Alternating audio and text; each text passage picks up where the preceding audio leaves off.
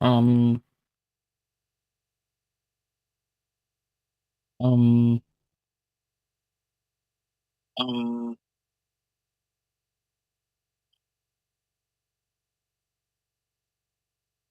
now let's try that again.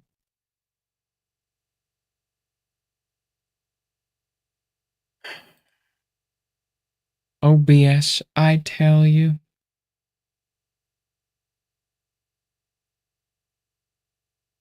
Okay,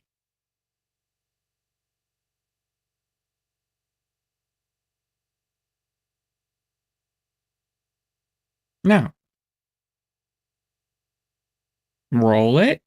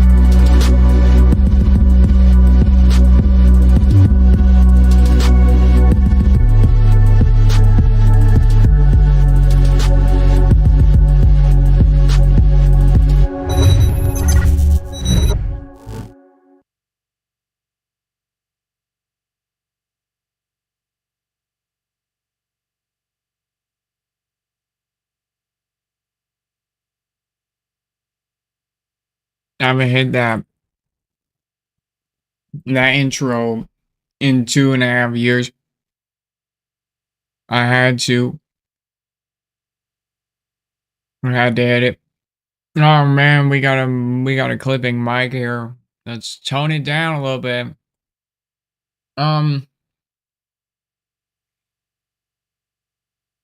wow, what a stream the last couple days have been.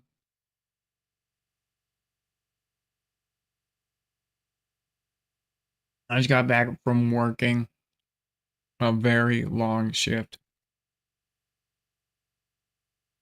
Some things happened on my shift that I cannot really describe, and I want to talk about it before we continue um any further.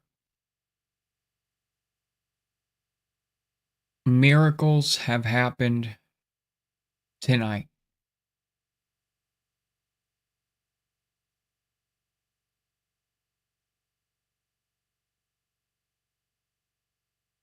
I was working.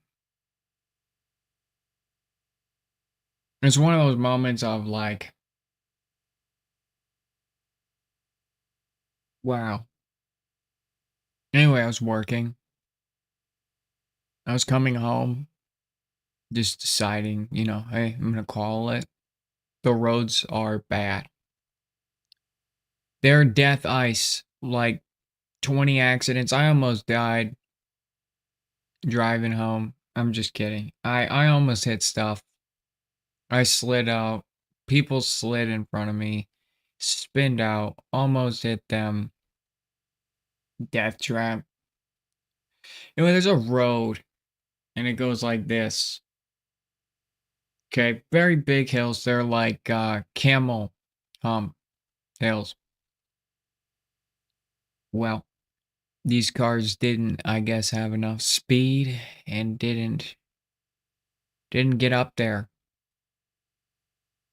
So everybody was forced to a stop. I was able to kind of weave through two of them. There was this woman in a car. Um, and she was pretty much hitting the gas pedal, trying to keep the car from rolling backwards. And there was a bunch of people outside of their cars just watching. Well, I had enough speed to get up there. I just stopped before then and immediately hit the parking brake and tested if I was going to roll backwards. I did not, thank God. I jumped out of my car and I got behind her. I started pushing her vehicle. Two more people immediately got behind me and started pushing with me. Sorry, three more people. And for some reason, they're not wearing boots. So they actually all slip. I'm not kidding. They slipped and fell right behind her tires. They're rolling down the hill directly parallel to her car, and it's just me. And I can't push this car is my initial thought. I don't know what happened. I don't know what happened, but for some reason, I'm not making this up. I've been sitting here trying to process this the whole night. For some reason, I dug in to some sort of inner strength that I never knew I had. And we're talking about an incline that's like this. We're not talking about a little hill. We're talking about an incline that's like this. I don't know what happened, but I started pushing the car as hard as I possibly could using physics. And all of a sudden, I started to move the back of the vehicle. And so then I started to pushed the back of the vehicle in a zigzag kind of motion, and the vehicle began to move up the hill.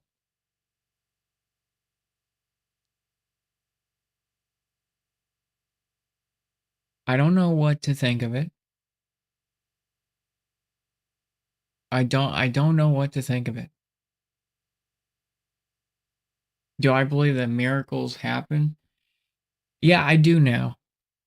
Because I saved the life today of 3 people. And I shouldn't have been able to do that. I am not jacked by any means. Thank you for the follow. Smithin is always glad to see a new face.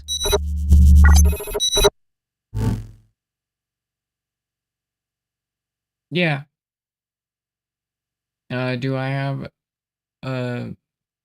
yeah, I have the map. But today was a really good day because I ended up working hard, making a lot of money. But that woman, right? She would have fell down the hill. And she would have ran into me and all of the cars and all of the people that were standing at the bottom of the hill.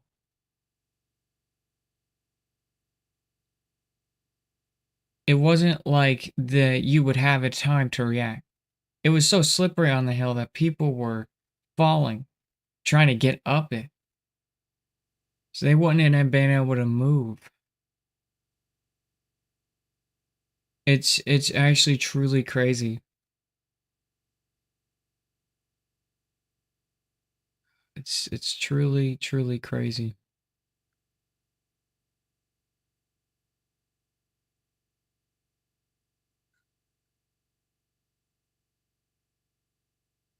So if you're watching on YouTube,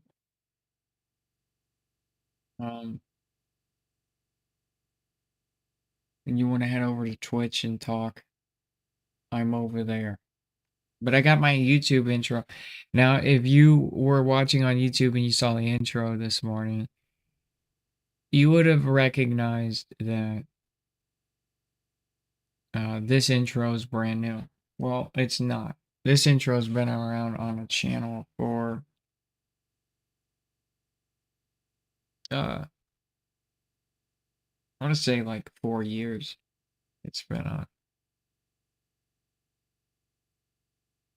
DH, I hear you, man. Hold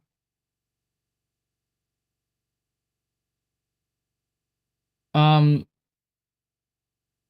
So yeah, if you guys want to come over on you know, and chat and you're on YouTube, head over to Mr. Smithatop on Twitch. DHSHAJ.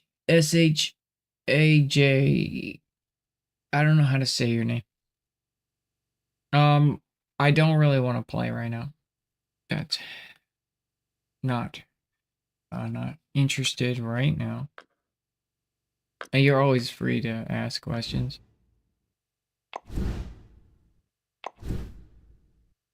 I already got all my challenges done. That's why. I mean,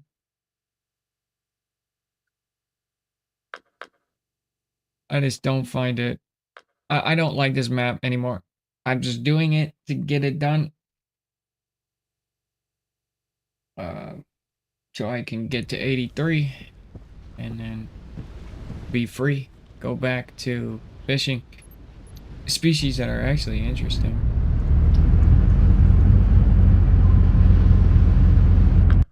There's nothing interesting about these species here on this map. Just being honest. I want to see sharks and maybe clams or something, or net fishing, and you know, I just want to see more. I just want to see more. There is not. You're level 28.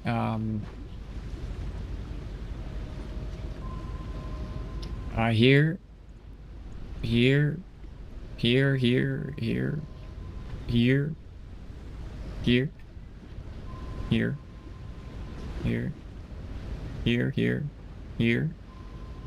What you should do, since you're level 28, is you should go here, okay? And you should get all of these done. That's what you should do.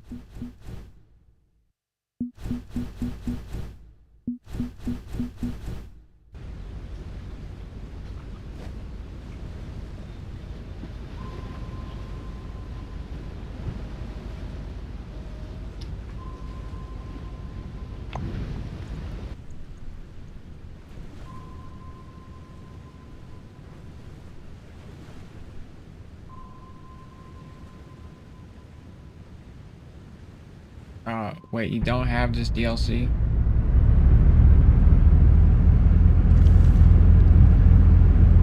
I thought you said that you had this DLC. Now you're saying you don't have this DLC?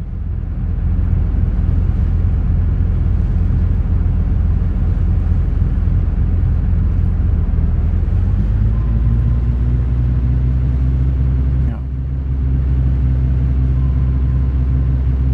Well, did it expire? You don't have infinite days. You only have 30 real human days to be here. And then it's over. And you're dead. Because then you spent all that money. You spent all that money on a DLC. And you gotta regrind your way back up to level 83. So make sure you're grinding all day. Whenever you can. So you don't waste that money.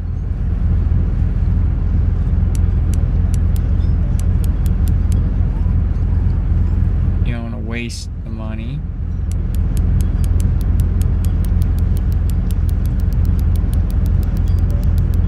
$300. What?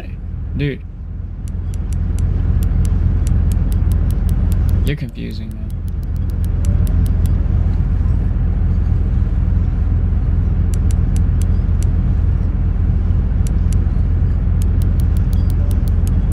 Talking about the DLC doesn't last forever. I think you know this.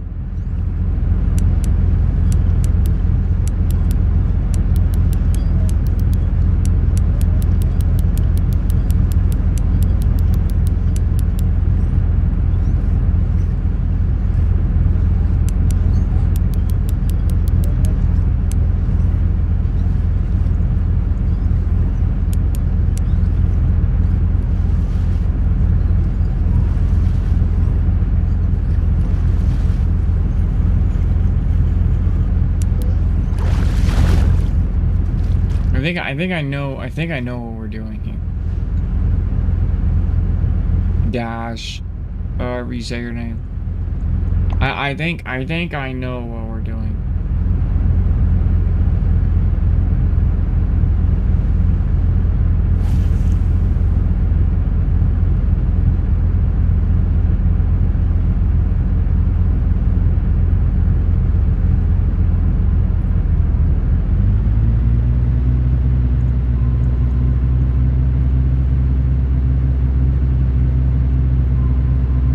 Ask why some days. Why?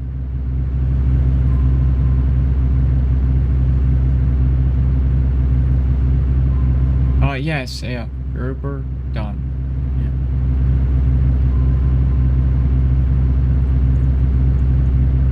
Oh, get your fish monsterings done, man, so you can get all your XP. Those aren't just there for fun. They Monster Grouper gives you like 90,000 XP. The missions leading up to it are another 50,000, and so on and so forth.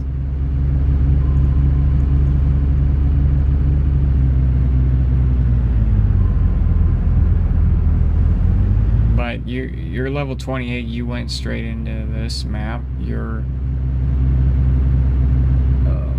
gonna have to spend a lot more than 30 days here to get into I think you know that.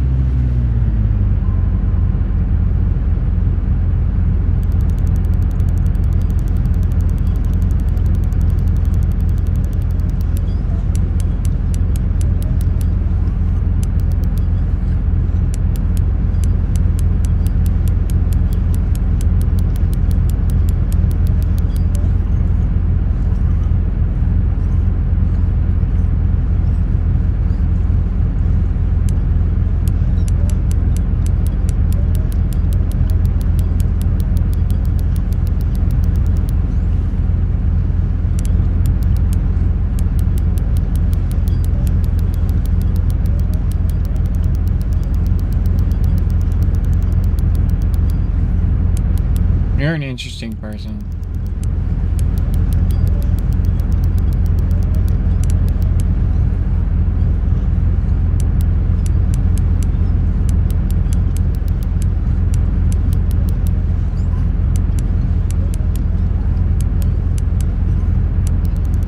So why do you do it, DH? I've been around a long time. I've been around a long time. Don't play stupid, okay? Just don't play stupid. Don't do that. I'm just asking, what do you like? What's the point? Why do you guys do this on Twitch?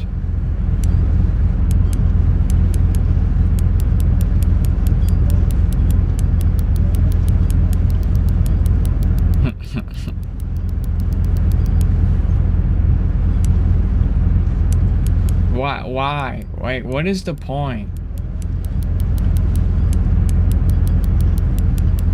The amount of dedication into it is psychotic.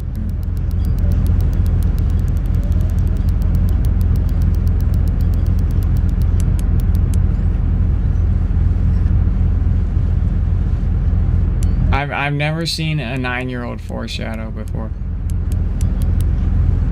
I don't believe you.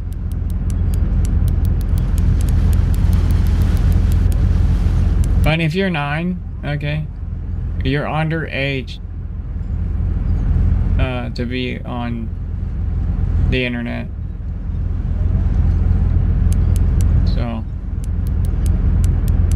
you can spell foreshadowing, but you can't understand what it is. Interesting. Interesting. You can also use it correctly in a sentence, but you don't know what it is. Oh, you're one really smart 9-year-old.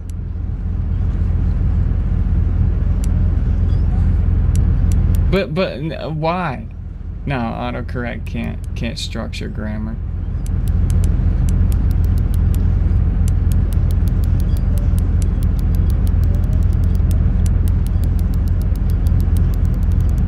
I just want to know why. I just want to know why you guys do this.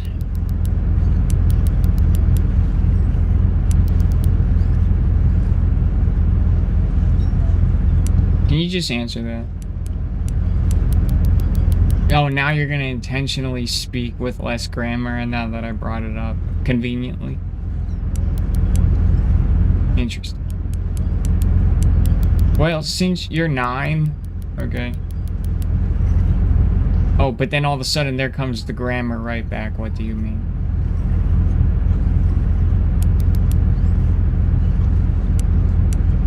Since you're not old enough to watch the stream. We'll just have to do this.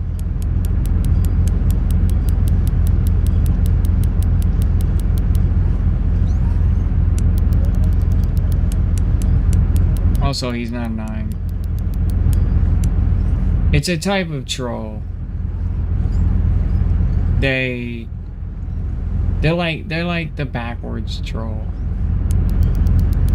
When I was in the middle of telling my story, he was just over and over again asking the same question, trying to piss me off, and then telling me to do illogical things like turn my drag down.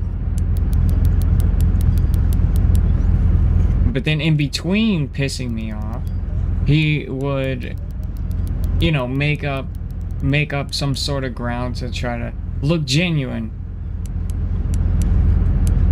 That's the kind of trolling that's in the Twitch environment.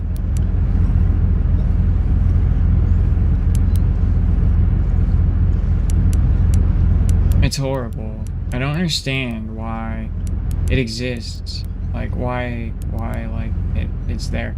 So I was asking him why he was doing it.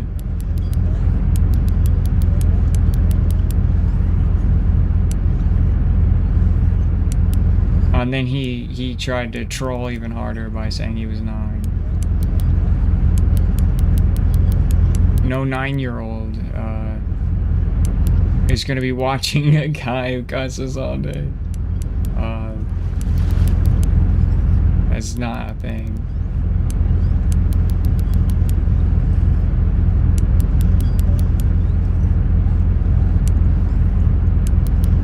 His parents aren't gonna let him watch Twitch. When there's an intended audience section right above the video.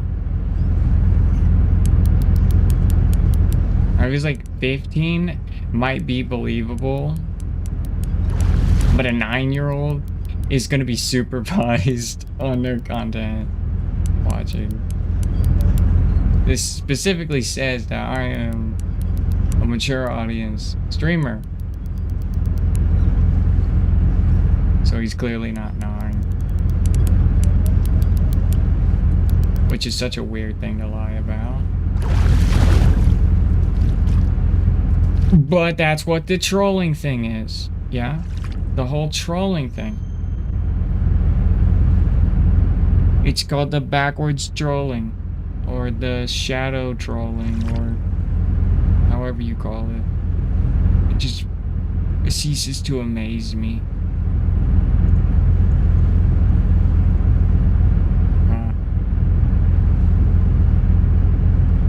It's annoying.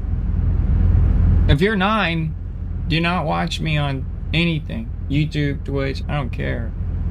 Okay? If you're 13, no. It'd be 17 and up. It's rated M around here.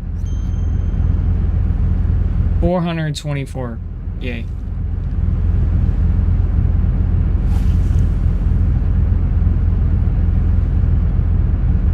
But there's no 9-year-old watching me. I know that.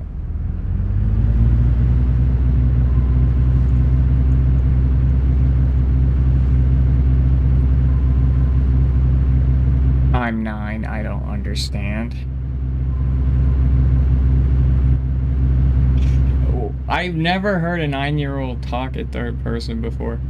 Logically.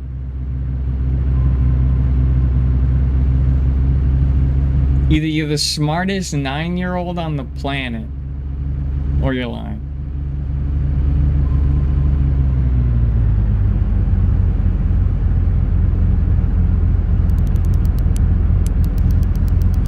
Nine-year-olds have self-awareness?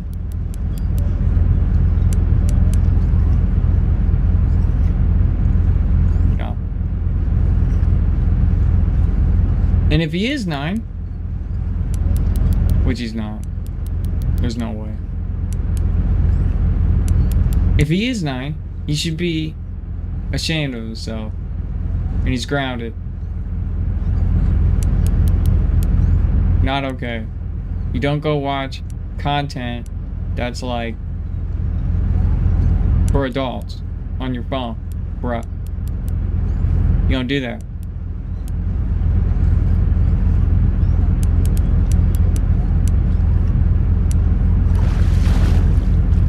You don't do that stuff. It don't make you look cool.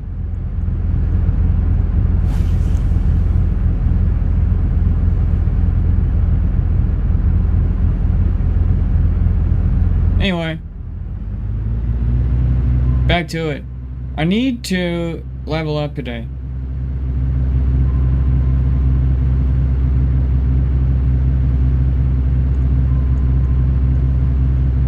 Need to level up today. That's the plan.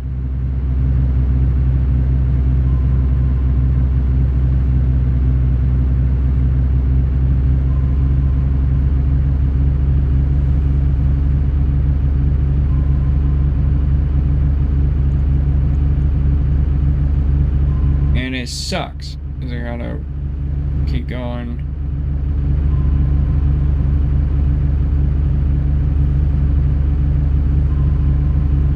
And this grind is pissing me off.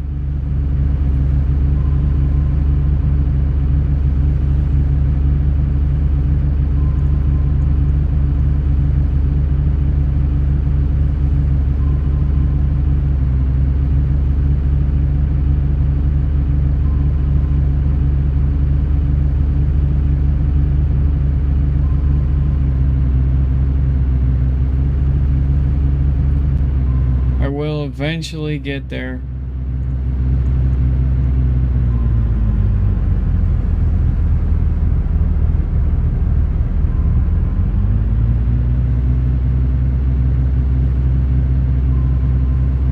We got a 424. Okay, so that's good.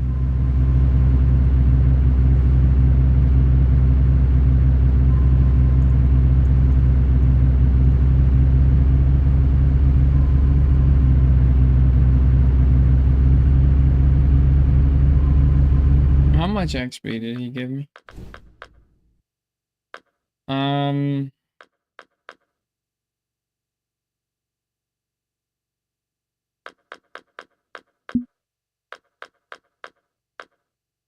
424.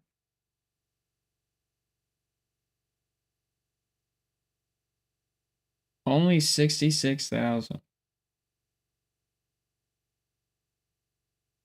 Wow, that's racist.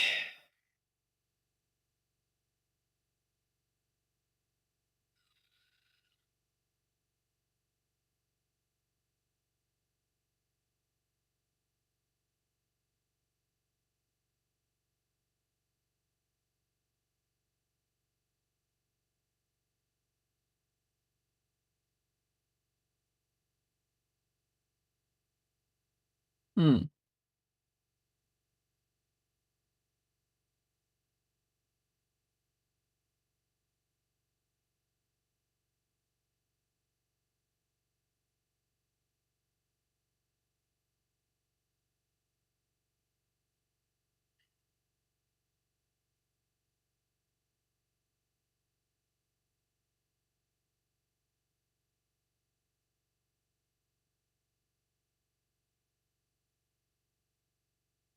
Put me at halfway.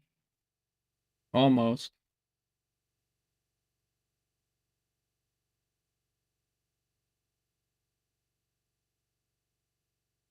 Interesting.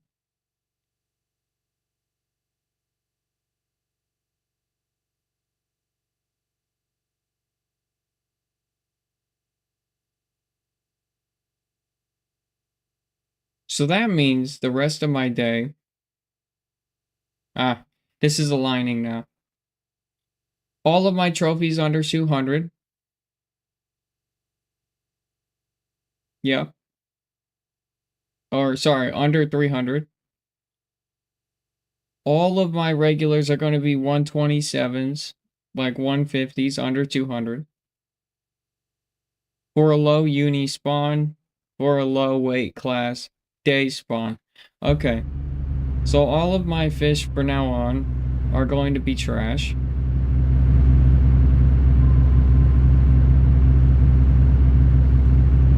So we have to wait and fish on Trash 40 for 40 minutes.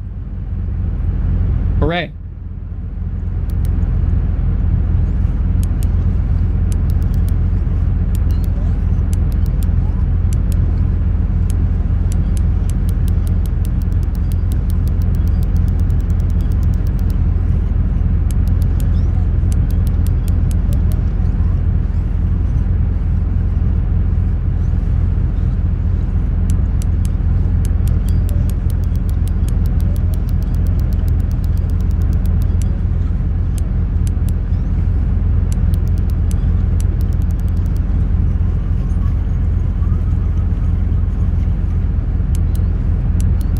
This fucking fish is going crazy.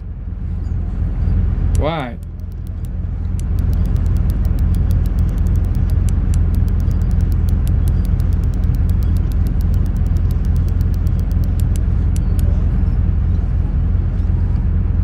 The little fish are just not good.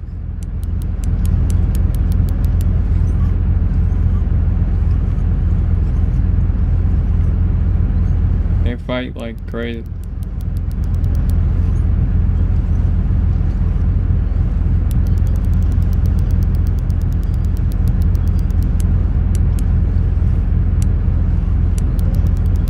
The little marlin are crazy.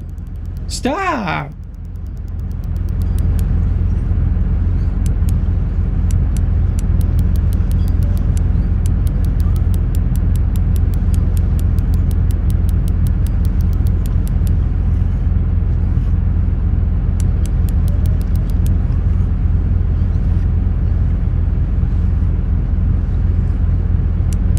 Yo, Fizz! How you doing? Yo, Fizz, you know what game we're gonna play tomorrow? Or even tonight? Predator Hunting Grounds. I suck at it.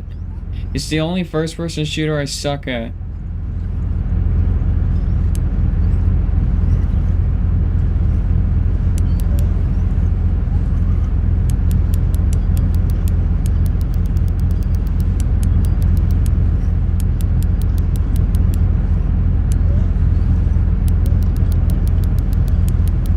Holy smokes.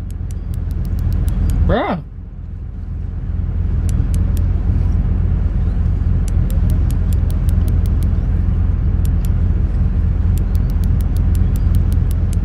Yo, Fizz, are you streaming right now?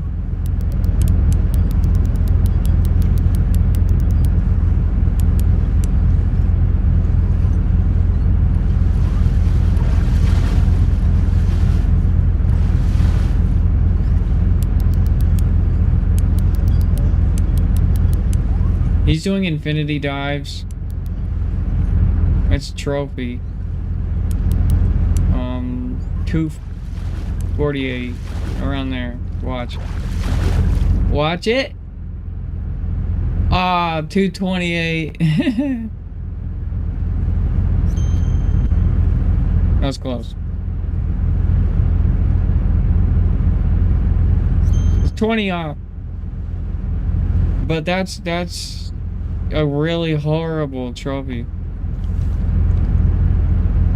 So everything is still aligning with the algorithm. It's kind of trash how they screw you over, yeah?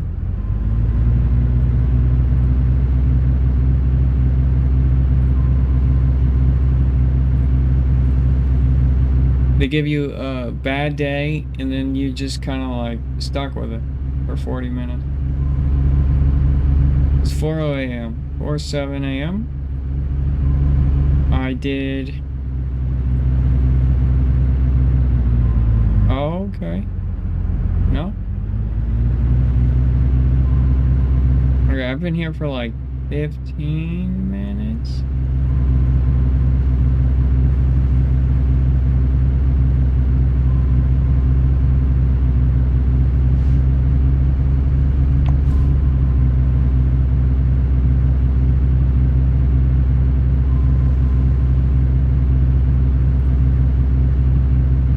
probably 20.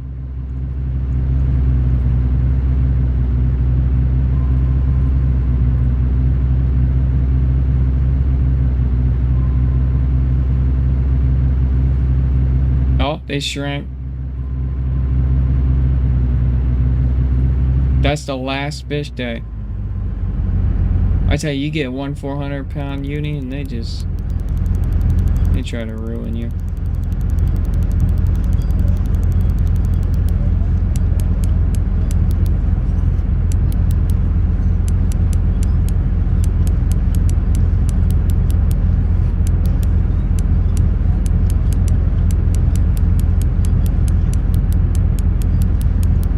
Oh, he's diving. What the?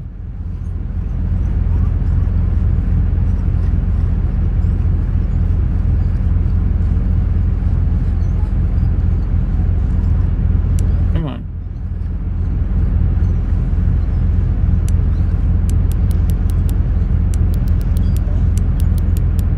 Nope.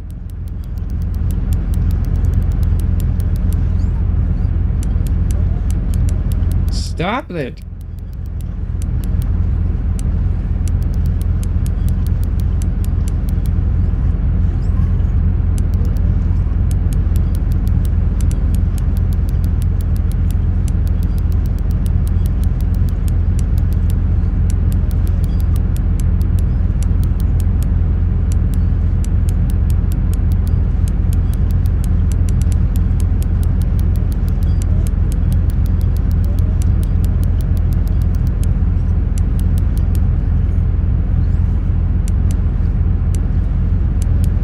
Yo, Fizz. You didn't answer my question.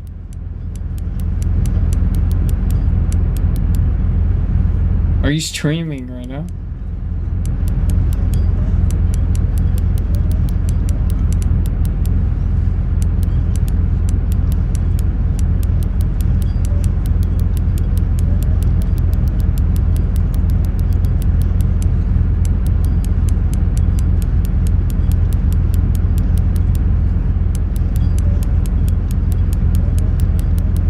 Oh my gosh, dude.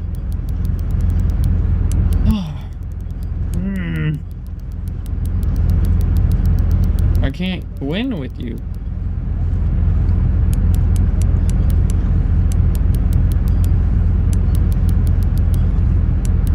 Alright, where do you want to go? Where are you comfortable?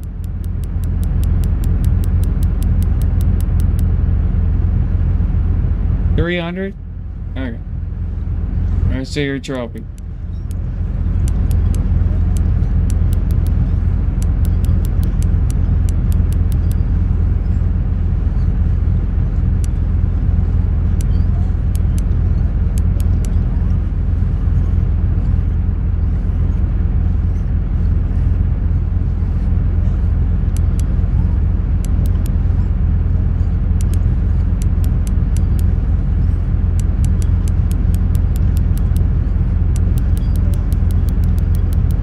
Alright, where do you want to go?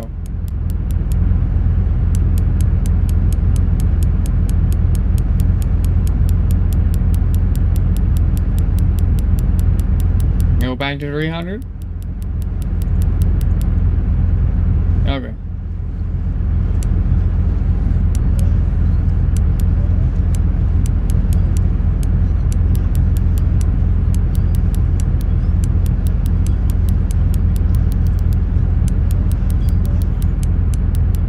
You want to go past 300?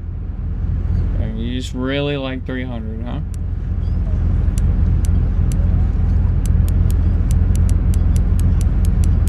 You're not ready to come up to 100 yet?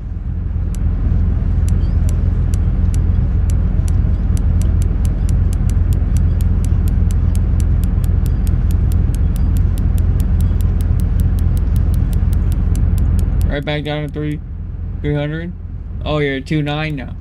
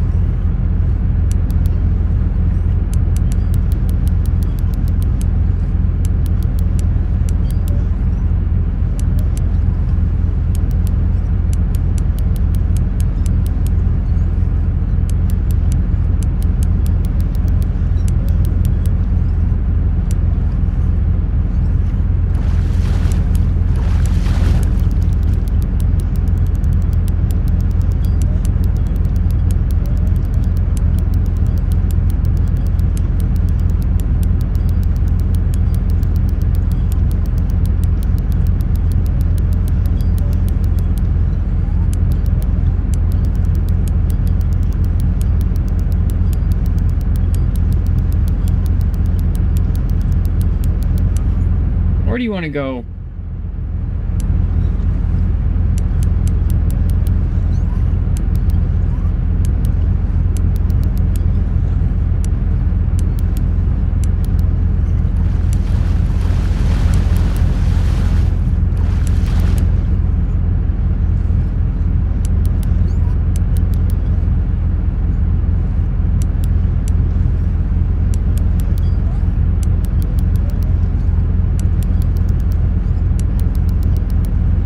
Holy.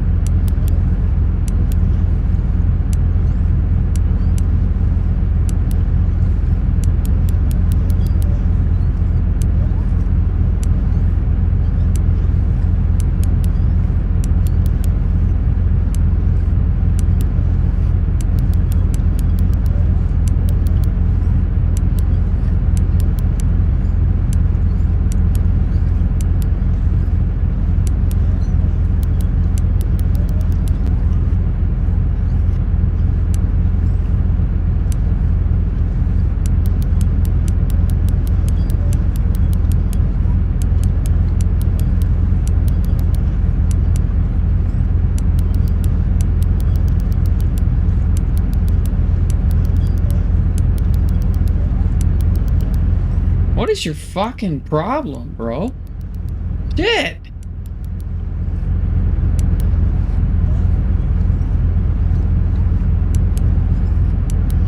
You're not even good. What is this fight algorithm on this fish?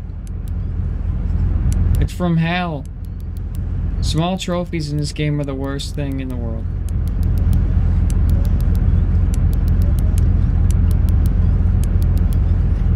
Infinity dives. Oh my god. That was annoying.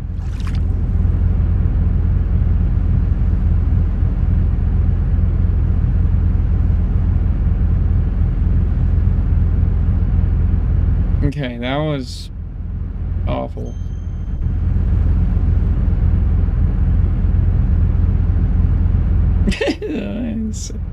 Saber to the river cougar. Mongo, how you doing? Mongo, today, forgot to tell you. No, I told everybody at the beginning of the stream. Today, something wild happened. I was working, and it was a hill about this steep, and we got like ice, black ice, death ice. This car in front of us, all these people sitting at the bottom of this hill, outside of their cars, stranded. I drove up. I didn't have any problem getting up the hill. I stopped because this car was sliding, trying to just gun it up the hill, and it was gonna roll backwards and hit everybody's car and people. It was so slippery that like they wouldn't have been able to run in time out of the way. I got out and I ran up to the back of the car and I started pushing it, and I couldn't push it because, you know, it's like this steep.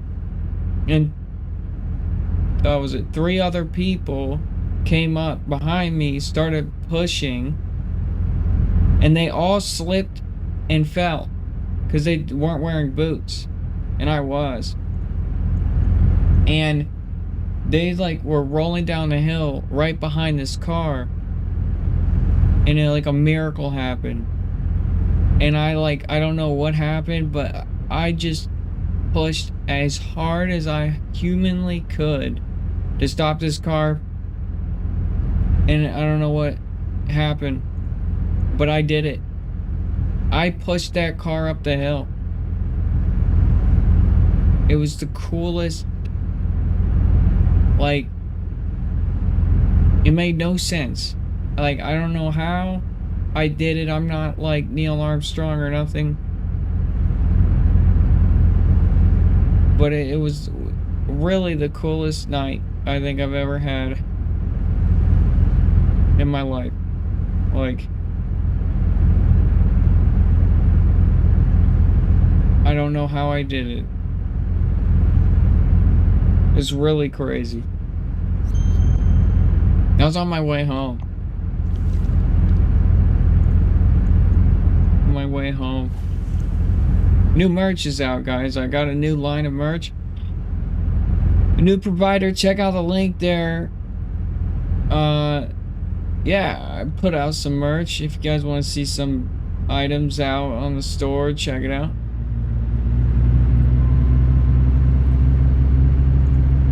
Small unis are not fun to fight. Small trophies are not fun to fight.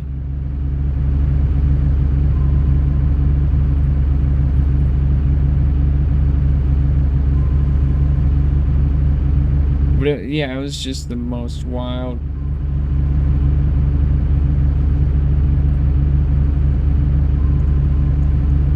I'm used to it. I mean, I live here, you know. But the fucking morons, okay, that don't live here, don't know how to drive in it.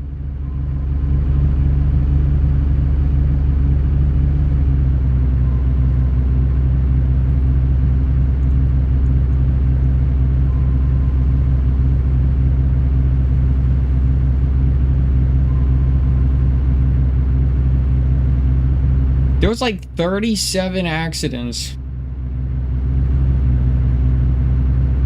It's not funny. I'm sorry. It's kind of funny.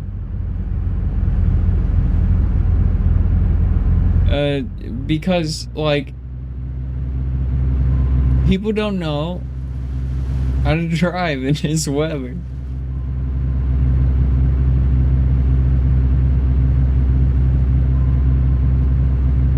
But they gotta live here for a while to learn it.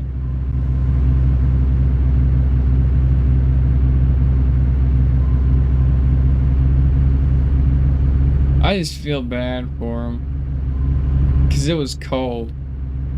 Really cold. Like, I had a frostbite in my right foot. I had to defrost my foot. That wasn't fun. It's because I stayed afterwards and I was helping everybody push all the cars back up the hill. I stayed out for a couple hours. I got frostbite because of it. Ironic that the people that were stuck, some of the people that were stuck and fell on their ass were salt crew, man. And they were stingy because when I was pushing that fucking salt truck up the hill,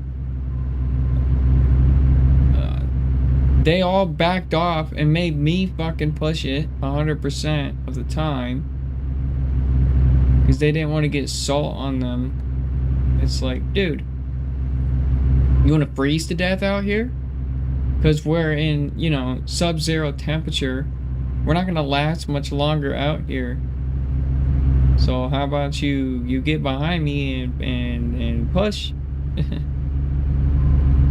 But no, I was forced to push this huge ass truck up this hill. I got salt all over my pants. Just kicking salt. Because they had salted the line in front. And it was kicking salt.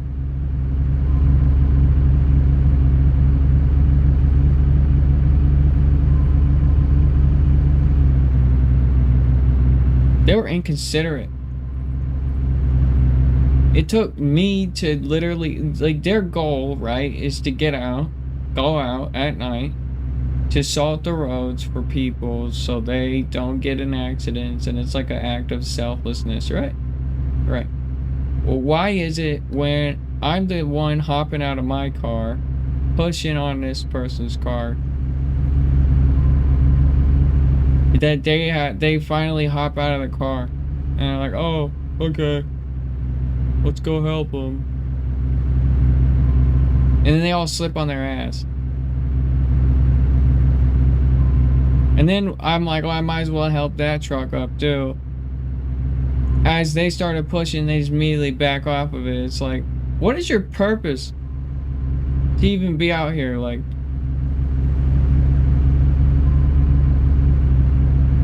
you guys should go to fucking Florida or something.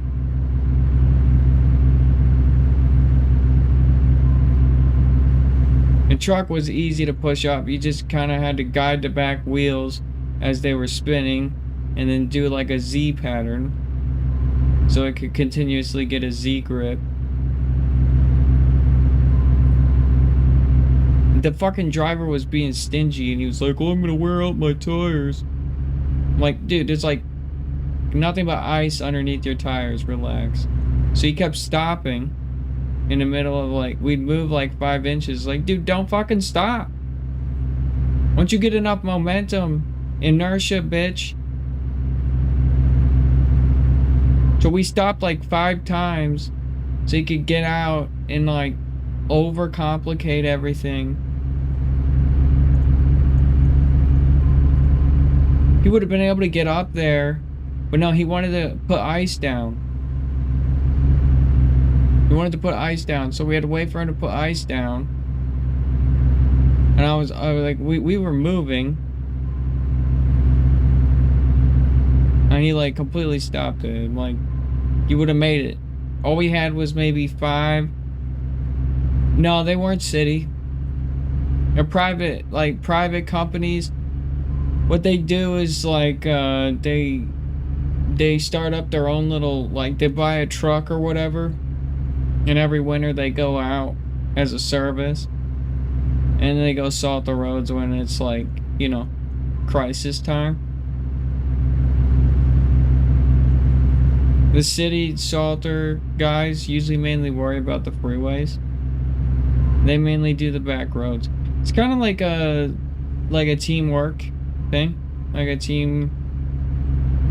The city teams up with these companies to kind of, hey, we do the freeways, and then you kind of do, you know, the back roads and stuff.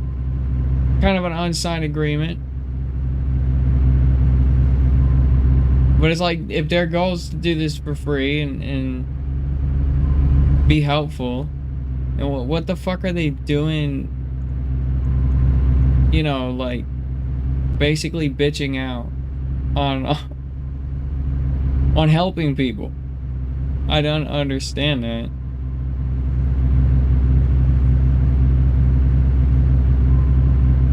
Kind of irritates me a little bit. So I ended up doing like 100% of the work, pushing that guy's truck up the fucking hill. There was this like 18-year-old kid that I was talking to, and he was like, and I was like, oh, you guys are icing the roads tonight? Oh, that's nice. And he was like, well, I mean, we're supposed to be out here all night, but I don't know. I mean, I don't really want to be out here right now. I'm like, you fucking bitch. Like, oh, it's like going to a fucking, like a homeless shelter or a pantry or some shit. You say, oh, I'm gonna volunteer for this, you know, to help serve food to the homeless. And you just leave 5 minutes afterwards. It's like, bruh. The storm was just picking up, like it was at its worst at that time. And now you just want to go home. You shouldn't have got in the truck. You should have just stayed home.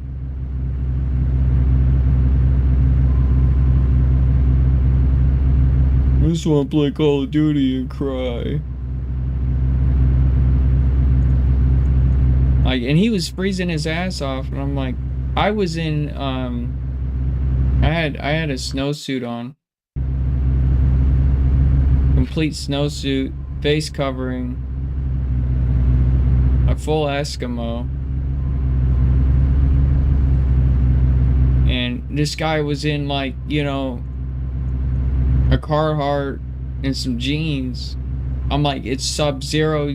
What bitches are out here to see your Carhartt and jeans, dog? Like, you're gonna freeze to death because you want to look like swag? Southern swag? Like, why? Why?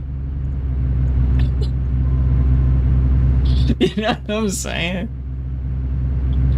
Like, it was so bad that you could get frostbite just by the air touching your face. He's in Carhartt and jeans.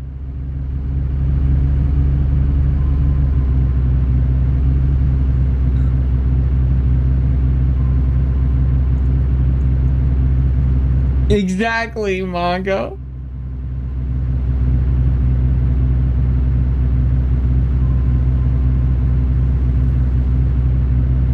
Oh, dude, you have rigs and ditches? Oh, you have shitty truck drivers? Sorry, I went on a tangent. But you know what really pissed me off is that this woman was literally like in fucking damsel distress mode. And when these guys fell down, right, slid down the hill, I had my back ass to the car. These guys didn't attempt to make an effort back up to the hill to help. They just watched.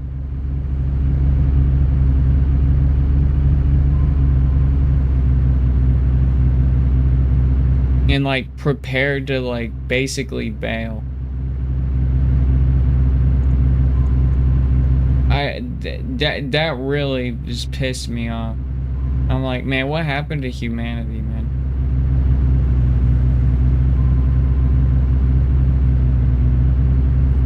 Like, everybody is just so Andrew Tate for themselves now.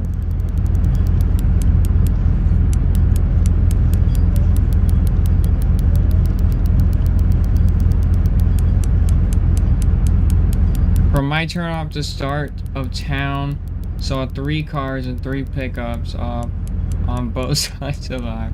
Is it snowing where you're at?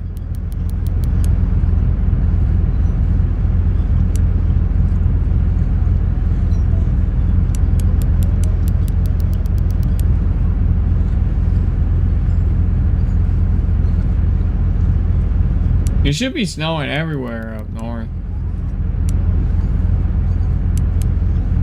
You're up north, right? Or are you south?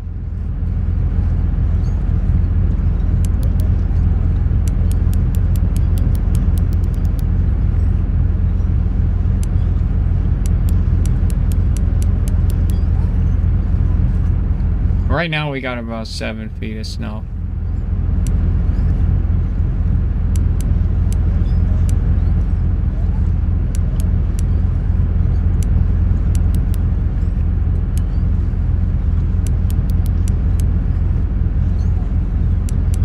It's not great. It's pretty dangerous.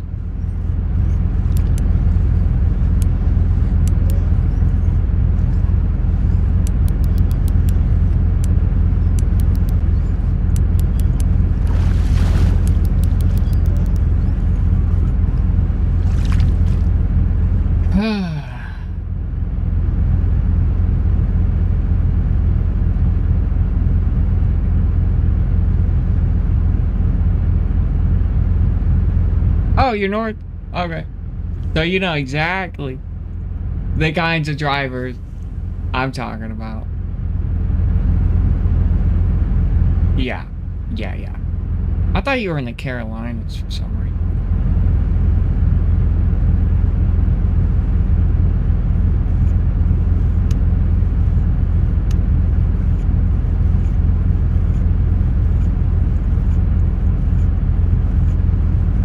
It's like, I feel like they're all from, like, Washington, D.C. or some shit in the wintertime. It's like, I don't know if you can relate to that, but it's like they're from Washington, D.C.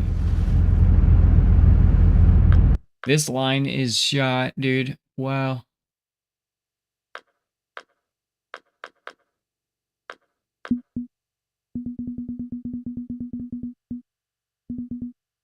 Oh man, dude, that's over 1,000 feet just butchered. Oh, what a waste.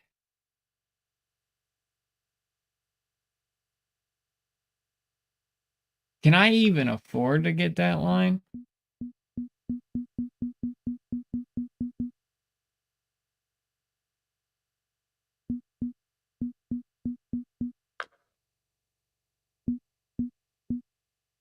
Baitcoin.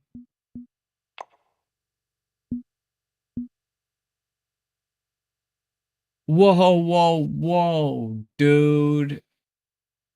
What is that bullshit, dude?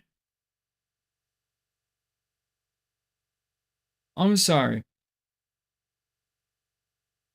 Did you just say 950 Bitcoin for some line?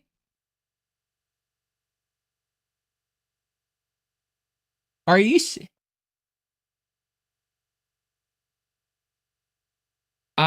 We have an emergency.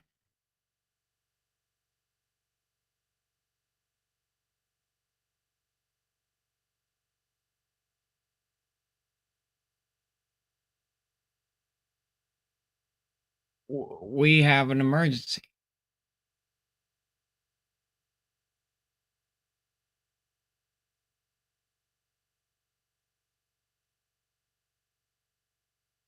Yeah, that's like $100.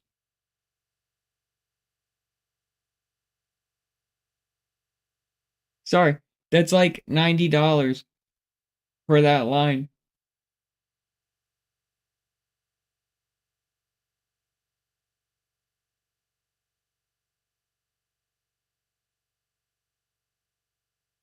Um,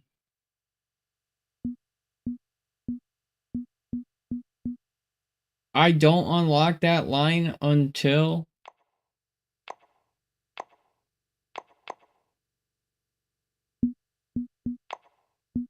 level 84. Oh my.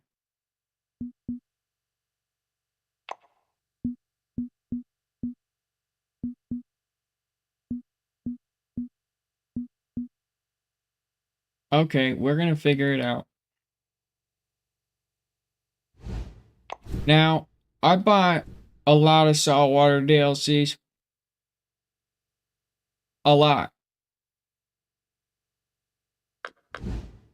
A lot.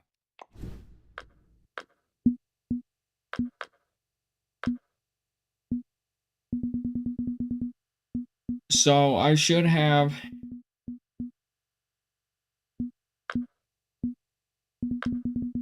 a lot of line. But that line, 2 days, has been just railed.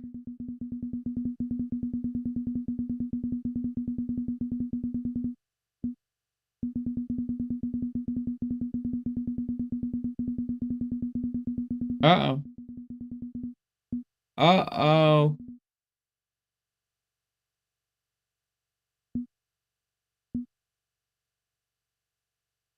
Uh-oh.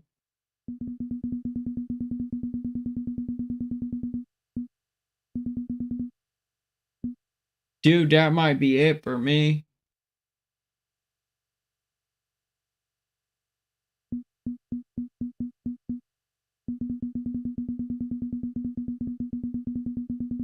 No.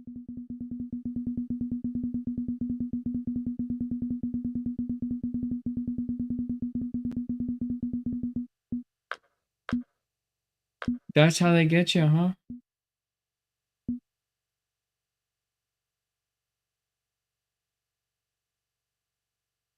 A Zen line. Can we stack? No.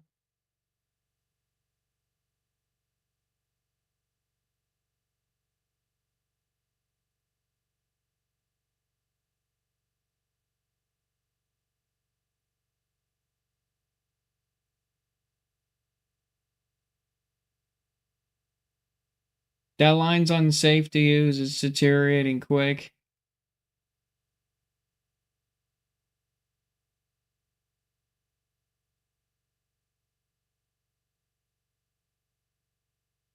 Deteriorating fast.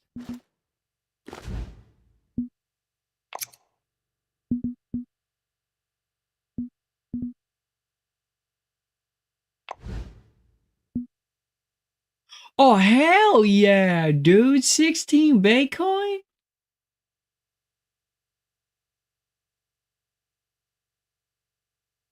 Okay.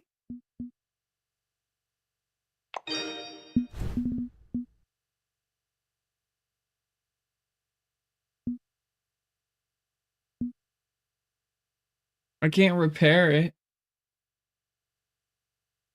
I can't repair it. Shit.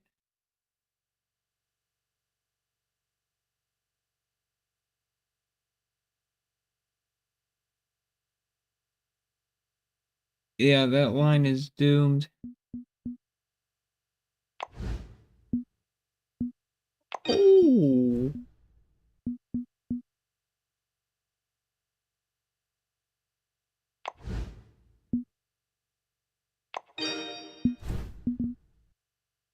Fuck.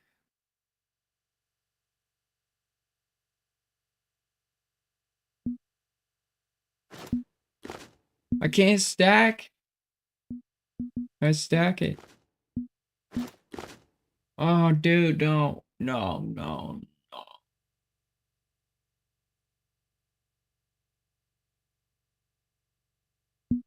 We're down. We're down to our last strand of line. I got two more. Oh no, we're good. We're good. No, okay, I got two more. Yeah, I got two more. We're good. I got two more after that. That orange 7,000 line is just 121 pound. That'll snap instantly when I get a 400 pounder on.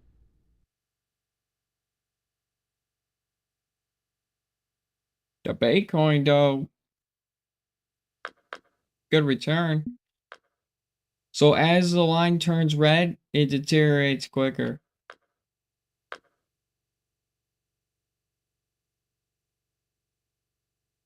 So I gotta prolong this. We're gonna go down a drag step.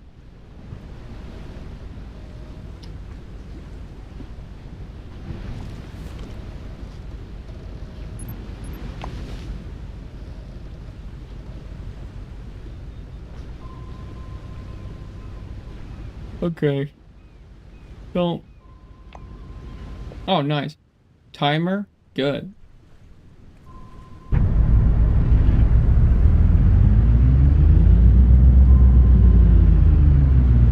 That was a lot. So actually, there's like we have kind of an issue. I gotta work on my line. I can't stress my line as much right now. I'm good at keeping line alive. I didn't expect that. I mean, even at 80 fucking 3, I'm not gonna be able to afford line.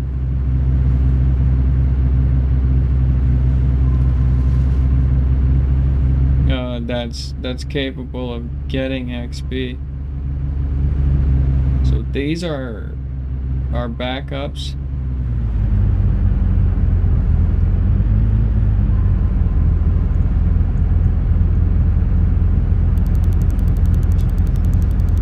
Whoa!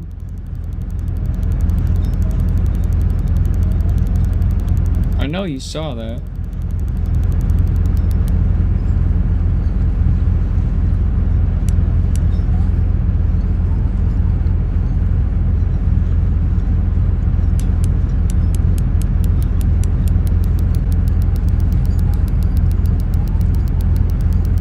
What did I put on my...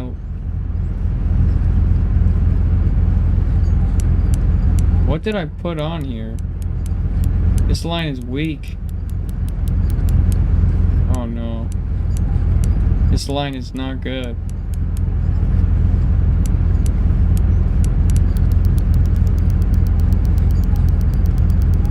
You can't handle these fish. This is bad. This is bad. This is bad. I put probably 159-pound test.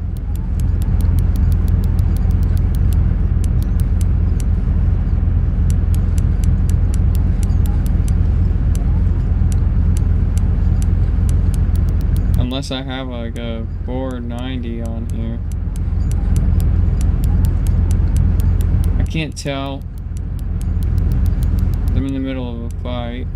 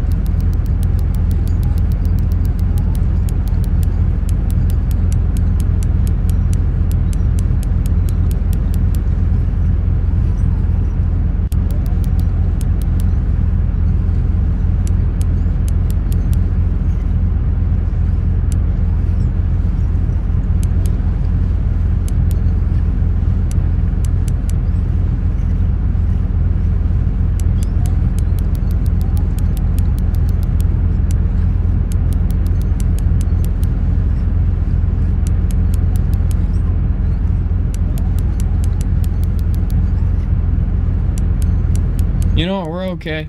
I got another reel full of blue line.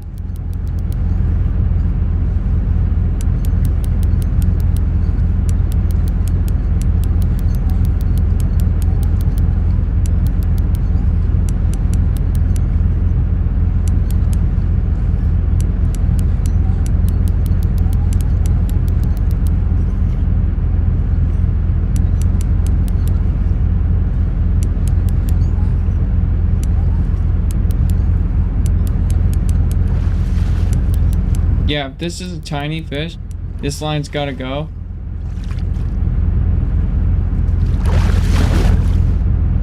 Yeah, that line's gotta go. ASAP. Okay, so I got 2,000 on there. I got...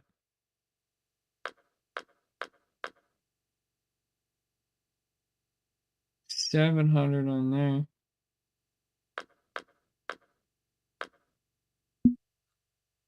Okay, good. I got 2 grand here.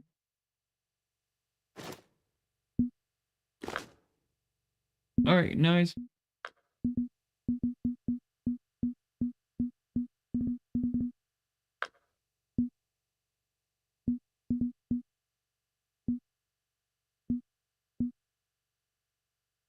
I can split that into 2 now. So I got the Zenith braid. I had 146 on. I have 146 on. Yeah, no, that's not gonna cut it. I'm gonna take 1,000.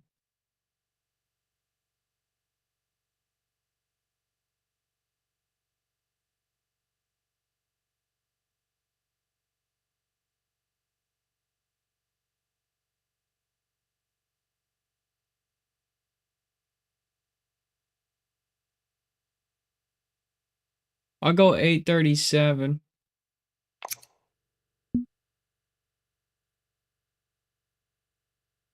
That leaves me with 1,760. Okay, good. I devoted that. Okay, nice. That gives me at least 2 more sets.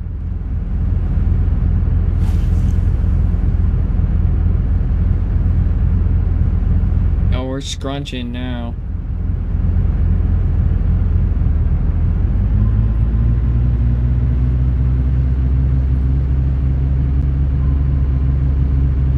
If that was a 400-pound fish, I would snap that line instantly and I would have lost my colored chain.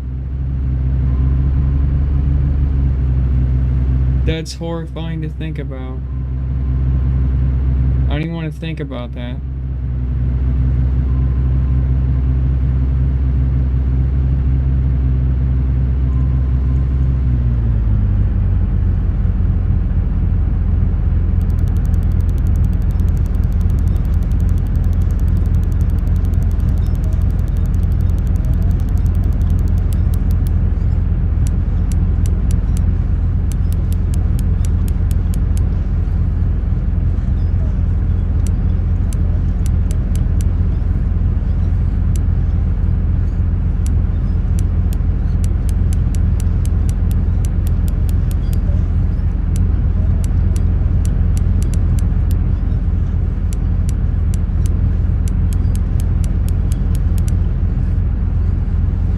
I don't care if the rod and reel get eviscerated.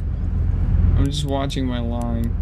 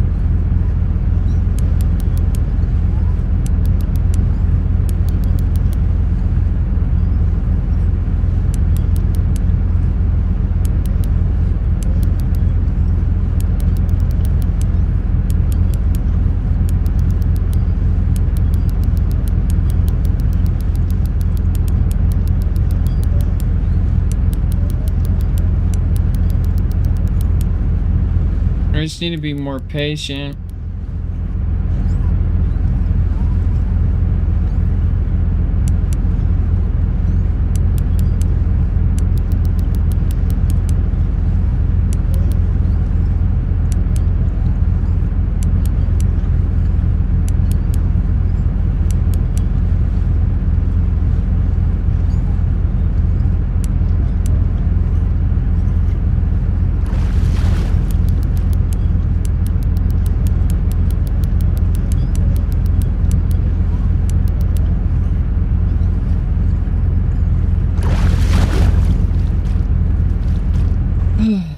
was a lot for a trophy, man. That was a lot of work. Fucking. I'm debating if I should just yank the line as hard as I can. And just race. Race to 85.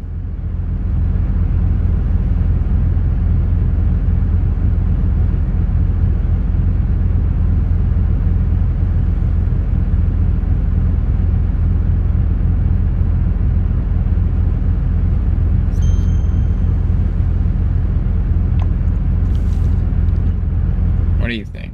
Mongo, what do you think?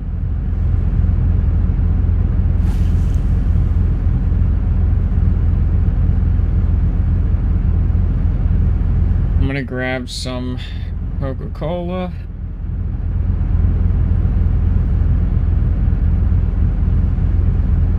Let me know what you think, Mongo, on what I should do.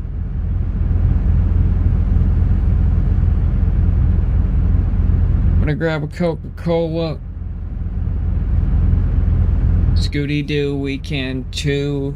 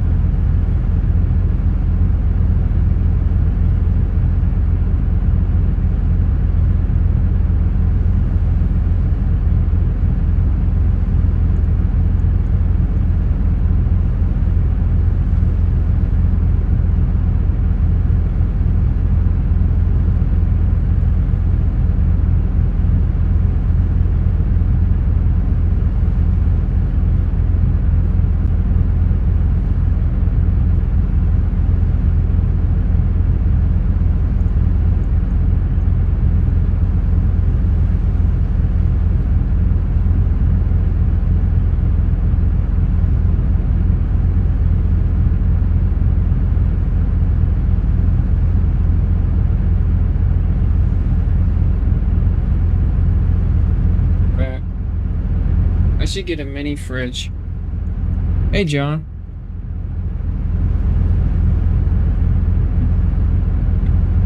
John, you got a Coca-Cola too. Hell yeah.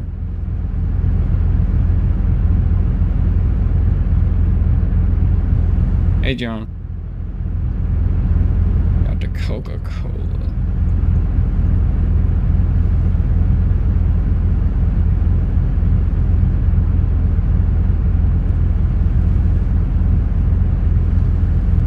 Yeah. Zero sugar.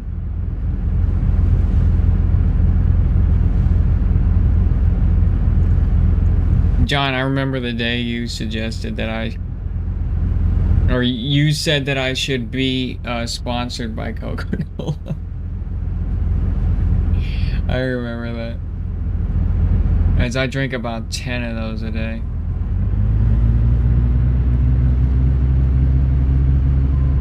Just kidding. I used to. Then I got older. And then I was like, oh. Time to go the zero sugar route.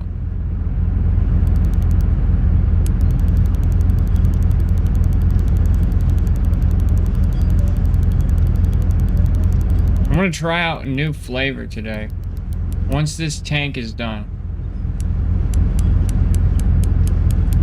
I usually get a flavor called Colossus and stuff. Oh, amazing. Like the greatest e-juice of all time.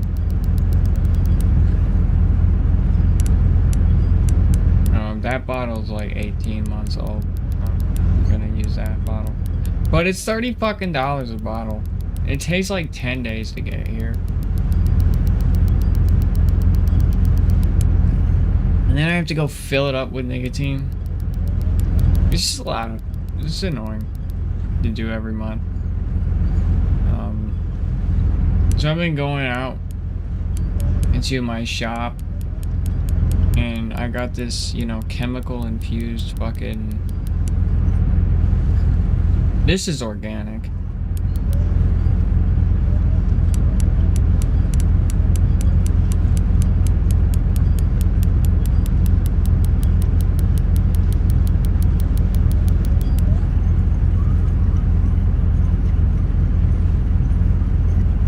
And it's got an award. This has got warning labels all over it.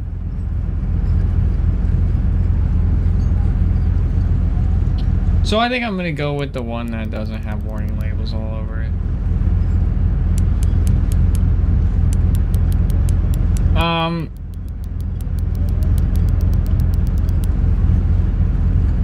But yeah.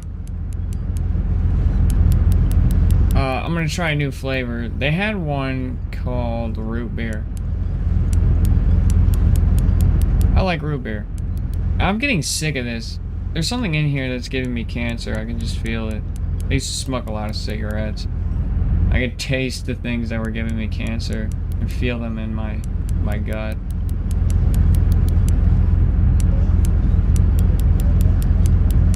There's some sort of chemical in there.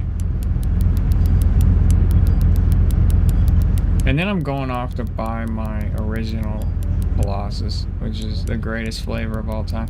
Nothing has beaten it. It's vanilla custard with harsh, like, bourbon punch of, like, nice flavor. It's a dark vanilla. That's really sweet. And it's balanced by this dark flavor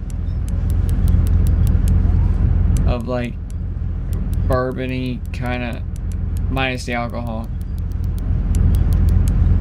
It's awesome. It tastes like, if there was a cake that tasted like that, I'd eat 5 of them.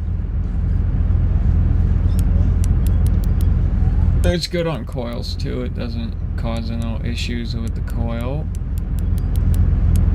This fucking shop around me, the original shop that I used to get Colossus from, closed. They did like e-juice ban. And you have to go to like outside the city to get it now. And then he just said, fuck it, I'm not staying open. I'm not opening up a new shop somewhere else. I'm just gonna close shop and go work in Pennsylvania. But I went there for like 10 years. It was a really emotional goodbye. Sucks. His name was Nate. He was a living internet. He knew like everything off the top of his head. He had autism.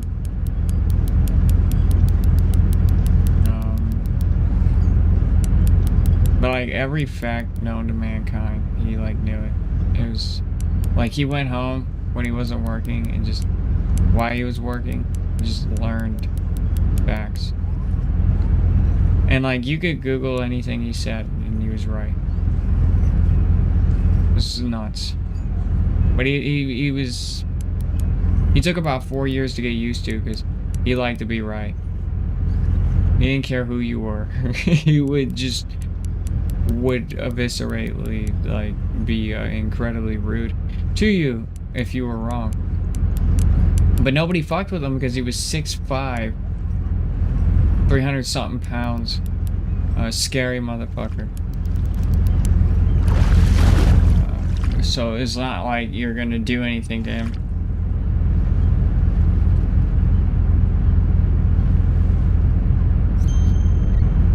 And he was violent too. Always ready to just punch some shit. But somehow, and very hateful to like most of humankind as well. Yeah, Mongo, you're starting to see I'm kind of screwed.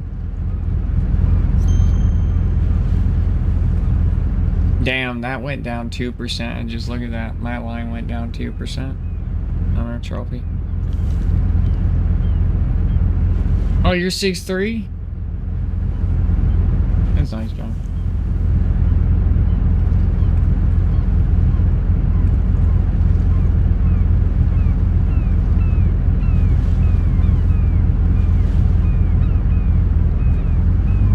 Are you 300 pounds?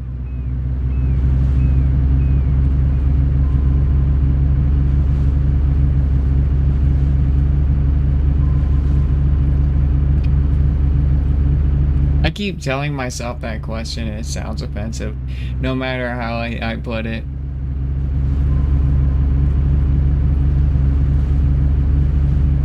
I feel like if I even attempt to apologize, it'd make it even worse. Okay.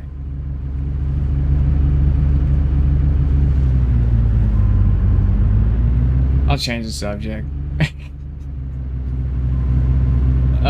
Sorry. Yeah, that didn't work.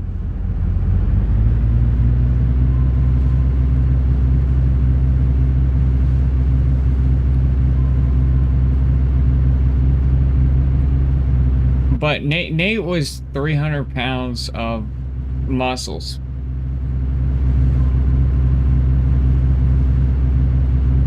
That's what's scary.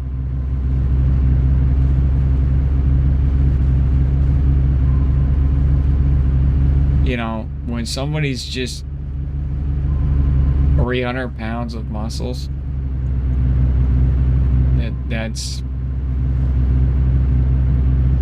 you lose. Ah.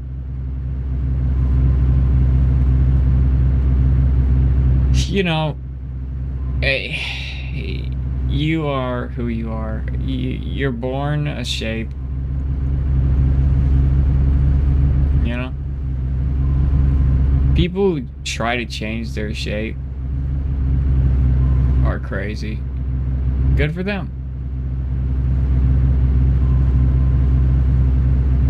When you're born to be like 300 pounds of some fat and muscle, and then you change that to like mostly, you know, mostly fat.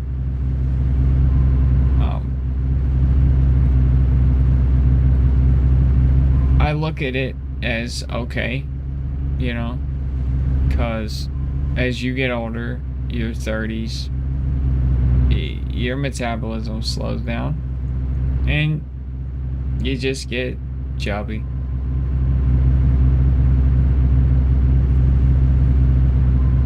But when people are 300 pounds of muscles, it's still like kind of wrong. Like, because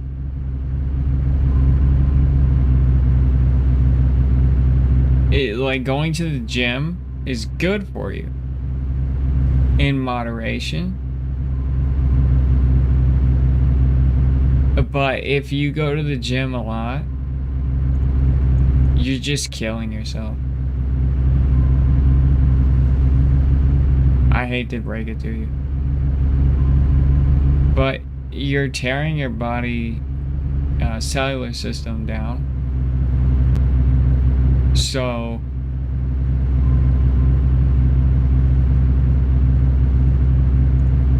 you're just dying quicker.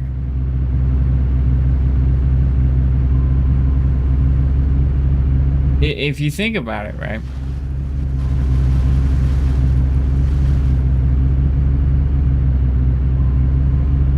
It's kind of like Twinkies, right? They feed us Twinkies to kill us.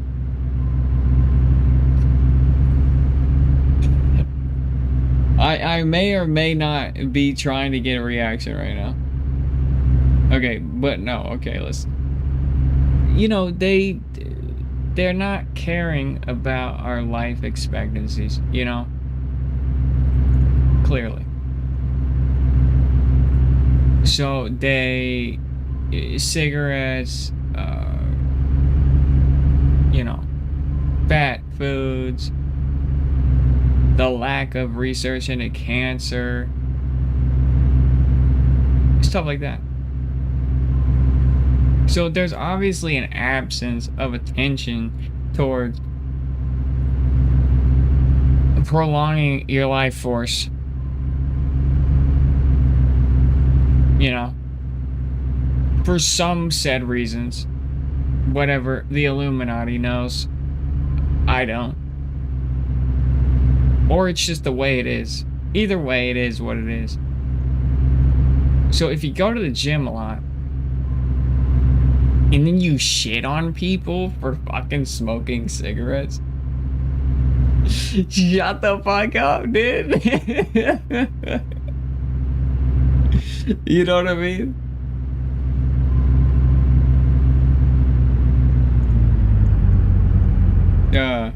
Sorry. I had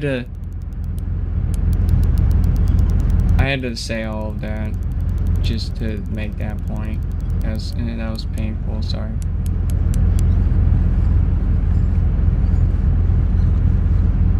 Steroids.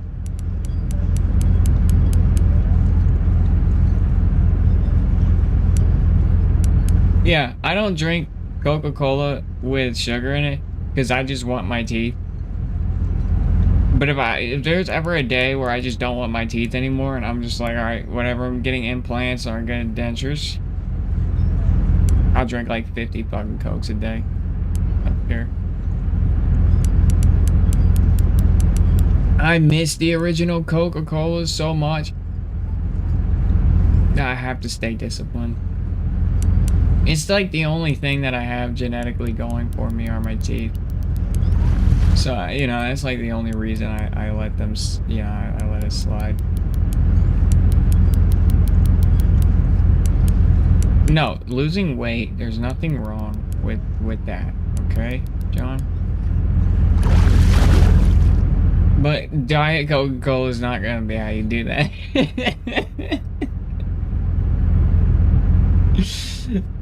You know, it's just the way it is, I'm sorry.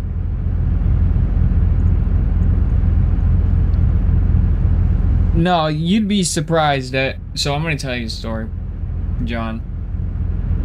Steroids are not always the answer to get 300 pounds of muscle. So I'm going to tell you. There's this guy named Darnell. He used to be like one of my tightest dudes in high school that I would hang out with. We had so much fun together. Then he moved in with me, and then he ran out on the lease because he had a midlife crisis, and then he blocked me because he felt too bad, and then he never unblocked me. And anyway, but anyway, we were kids or whatever. This kid never worked out, period. He never did any amount of exercise at all. Not like one. Like, he didn't rep nothing. He didn't pump weights. He didn't do shit. And he had a fucking 12-pack and biceps and triceps the size of like what 27-year-old college kids had for no fucking reason. As a freshman in high school, he was bigger than football players for like no reason. He was a muscular genetic freak of nature. And it wasn't just for looks or he wasn't just super toned. He had strength. Like, he'd like push you and you would like move 14 feet and almost fall down. Like, he was awesome. He's an awesome dude.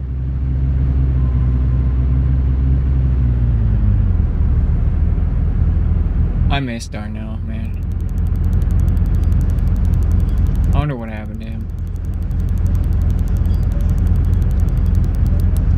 Yeah, he was just a human bull. That is correct, John. And that's the same thing with like Nate. Cause Nate would eat Los Gachos all day. Fucking sit on a gaming computer and fucking geek out all day. But for some fucking reason, You know, he's like almost 7 foot tall, and he's just like Darnell. Just genetic fucking muscles. What's weird though is he was 40 and he was like that.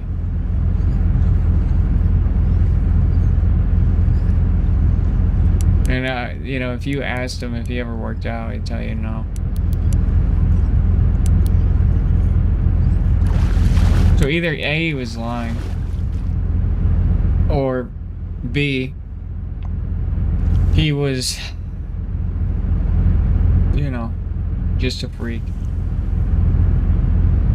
But I literally can't confirm that Darnell did not work out at all.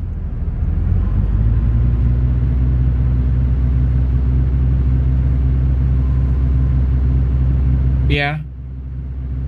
I mean, basically starve yourself or whatever. What I say fuck that. John, if you want to lose weight, it's gonna hurt.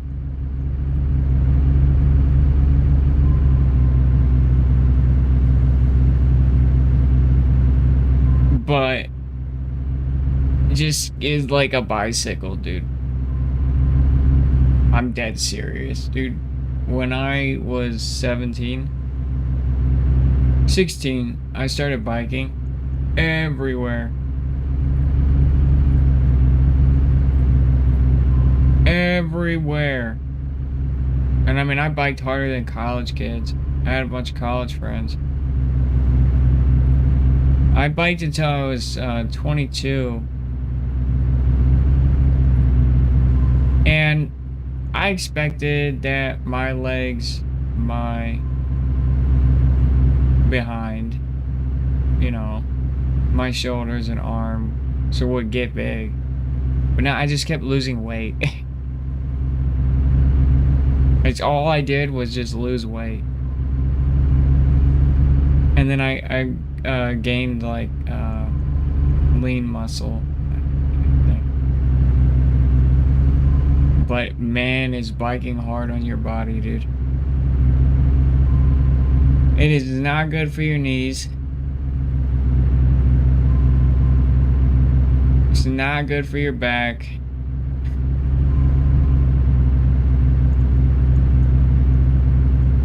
But once your body shapes to the bicycle form, you don't even hurt anymore. So when I was 23, I became homeless for a year and a half. And all I did was bike every day, all day, all night. All day, all night. Slept in Wendy's parking lot for 2 hours. Then cops called and I would move to the next parking lot. And then I would sleep there. Then I would go into the park and scream at the top of my lungs for no reason. Then said, okay, I'm tired of being homeless. And then, yeah, and then stopped being homeless.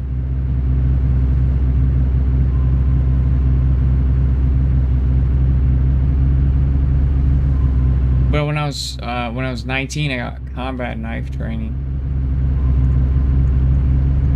That was pretty fun. You can cut people up in like 200 different ways. I highly recommend watching SEAL videos on knife combat. It'll blow your mind. And you don't need any strength to be good with a knife. You just need to know how to dance right with it. It's kind of like learning the two-step or something. Knife combat. You know, it requires no physical strength other than, of course, the act of doing it quickly.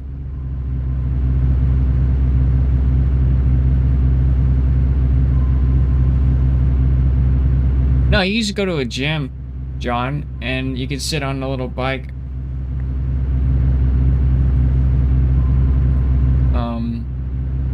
You can do it. But I would totally do it.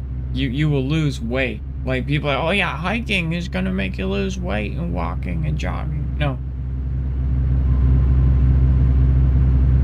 Before you even begin to burn anything, you're already so fucking tired and your guts are all fucking bounced around to the point where your stomach hurts, and if you have any acid reflux whatsoever, it's already like your stomach acids in your back of your throat. I can't stand jogging.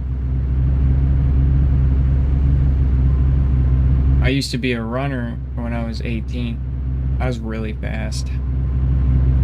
Really, really fast.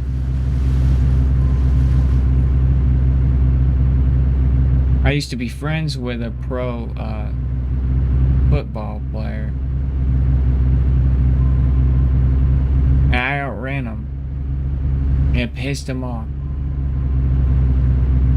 Not football, American football. Like the European soccer. For all you Americans out there.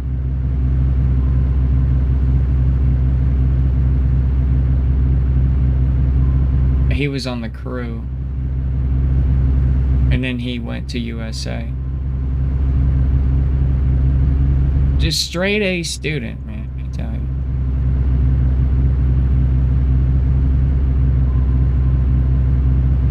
It really blows my mind. Ricky. No, I can't bring him up. No. I used to live in our college house. Those guys were fucking crazy.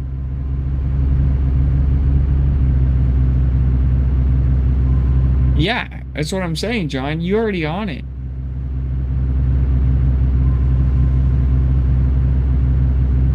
You already understand.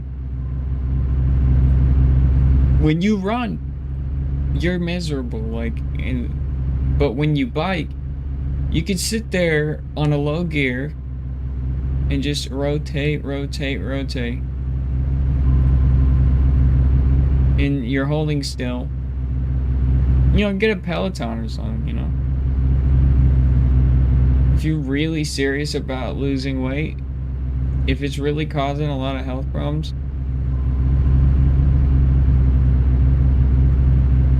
and if you have the time, money, you really want to lose weight, go work at a car manufacturer for a year. You'll lose a lot of weight. You'll lose a lot of weight and you'll get absolutely jacked.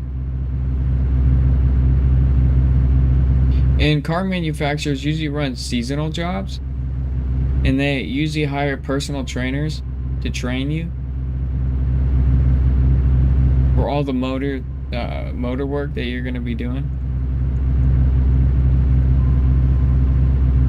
Because when I was homeless, I just left and went to Honda and then became rich.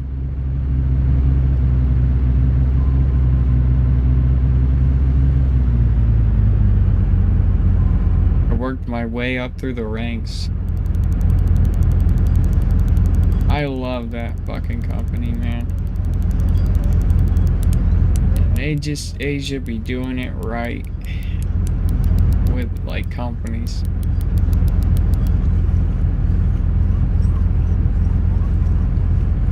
They just do. America cannot get their shit together for like nothing. You go to fucking Target, they'll fire you because you're ugly.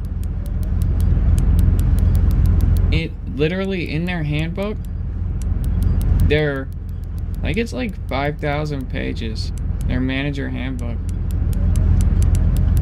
It literally states to hire people and discriminate against them via looks, and only like hot people can fucking work there. And people that smell like above averagely good. Like, what the fuck, dude?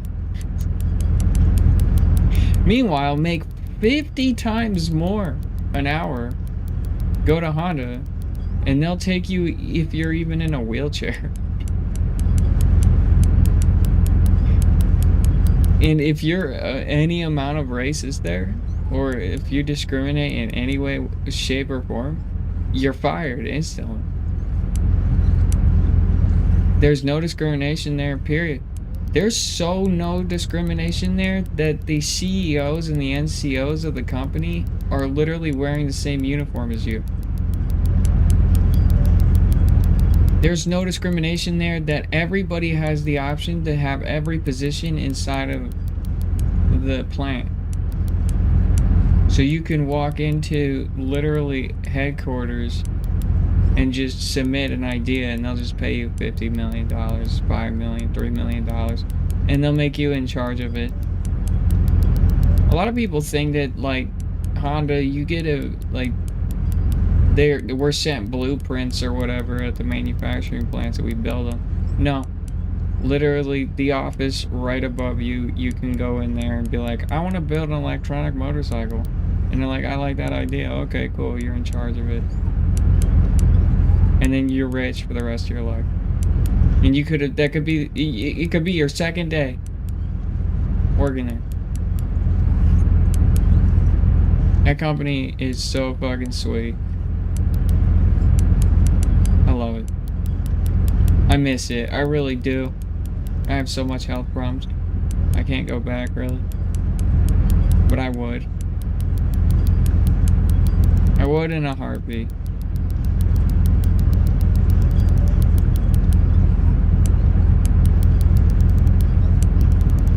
Any auto plant is gonna make a lot of money. So I always tell, if you're like 18, 19 looking for a job right now, don't work at the stupid ass pizza restaurant.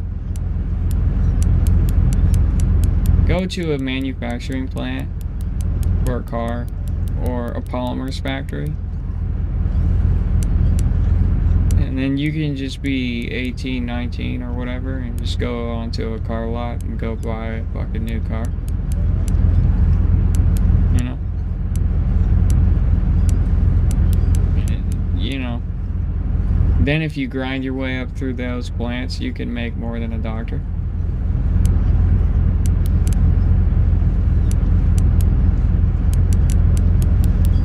And you're good to go. No college, no debt. But if you really want to do something, like be a doctor, do something in school and stuff, like, make sure that that job actually pays good for the amount of school you have to go to. I see people get their, like, masters, and then they... I made, like... I had no masters. And I made 7 times more than them. So, college be a trap sometime.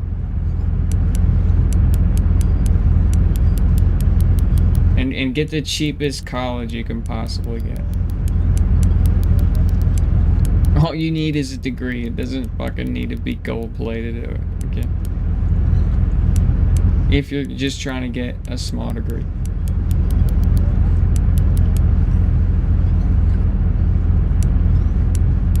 Like online college.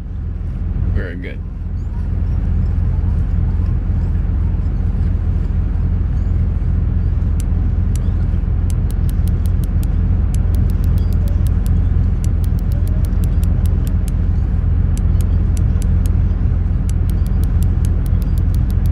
So these fish are actually just hurting my line.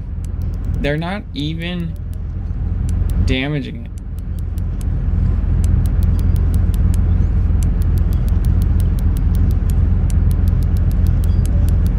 Like, it's not turning red at all.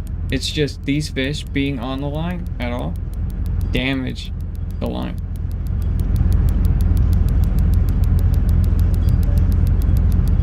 Interesting.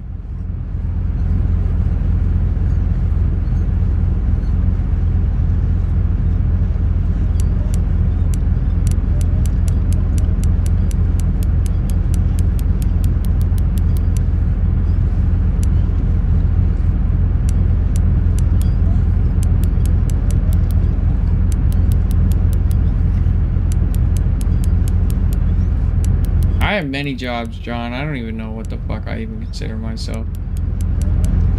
I'm a developer. I have my own company. It's not even like a job anymore. It's like, because I'm just a business owner.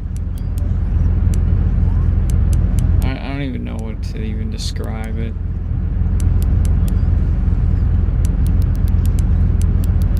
How is that? That's not even a job title. Do you think about it, John? That's not even a fucking job title. Owning your own business isn't really even a job title.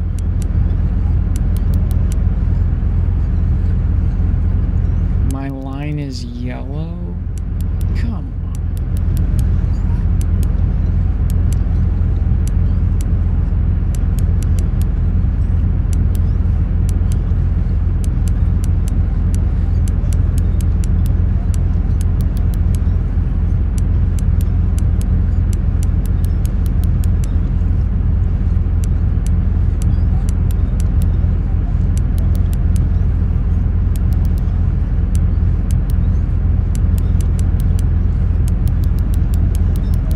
These fish are too big for this line.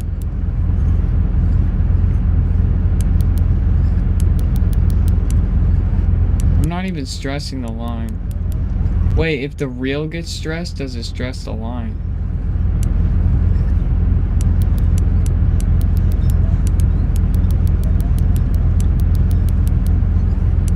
Well, John, that's another thing is maybe consider doing some part-time physical work. It's good for you.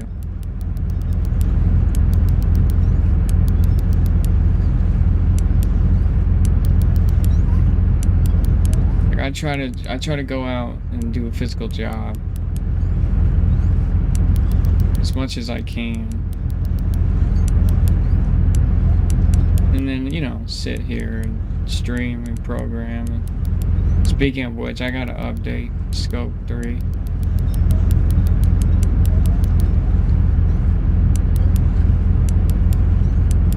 This fish is racist, dude. Stop it.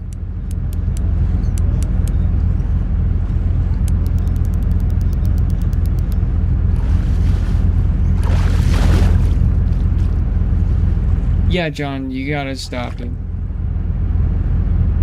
You gotta stop being lazy.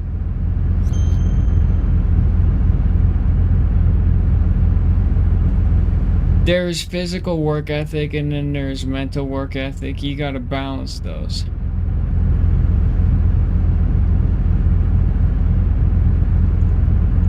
Because, you know, men need testosterone for their mental health. It helps.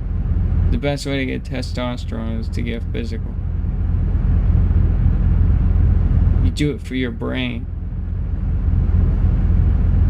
It's an ugly fucking fish. 405. I only say that because I'm looking out for you, dude. I'm not trying to judge you. I just want you to be the best John you can be. Guys, John's been following me. Let's see. 3 years.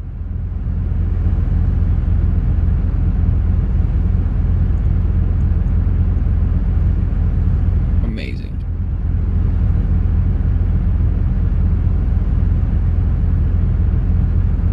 Thank you, John.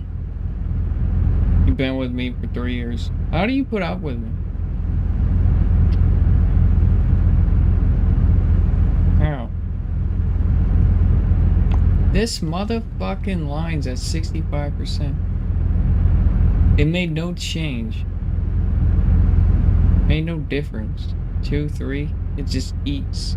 These fish just...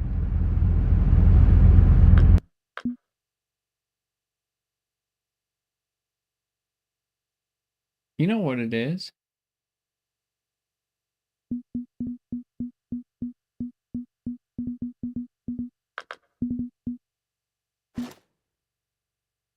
Oh, that's why. The leader.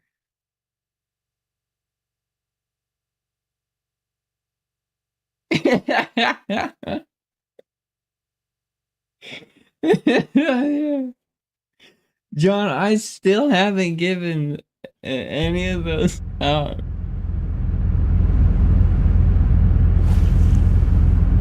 Oh. John, I can't believe you remember that from 30 years ago.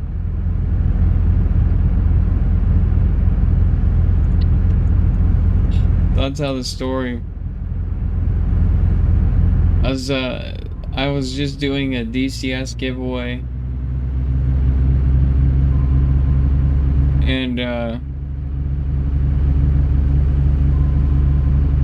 John showed up and he's like, I'm only here for the giveaway. Like, I'm only here for the giveaway. I'm like, damn, okay. And so I just kind of never gave anything away to just keep John here forever. And it worked. It kind of worked. John got finessed.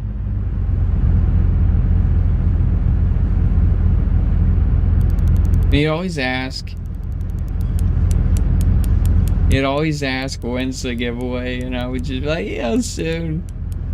And I'm like, well, if he's only here for the giveaway and I never have a giveaway, then he'll just be here forever.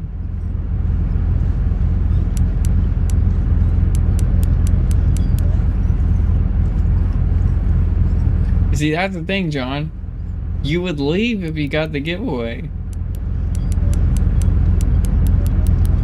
Yeah. But the thing is, you guys don't understand. John is a programming. Sorry. He's an actual program. Well, once he gets that giveaway, he will leave and never come back.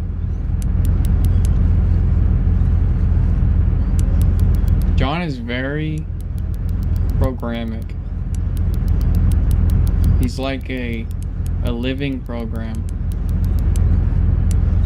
He's like an AI.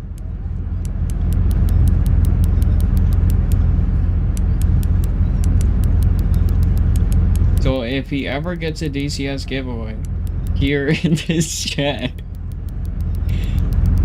he'll probably delete Twitch and never come back. Because he set out his goal and succeeded.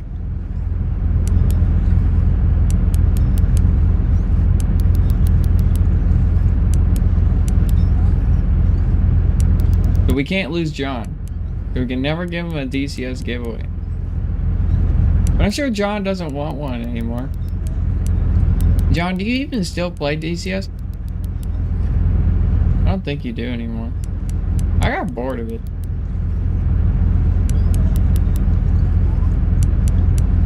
I got bored of that game. Their updates just kept asking for more RAM.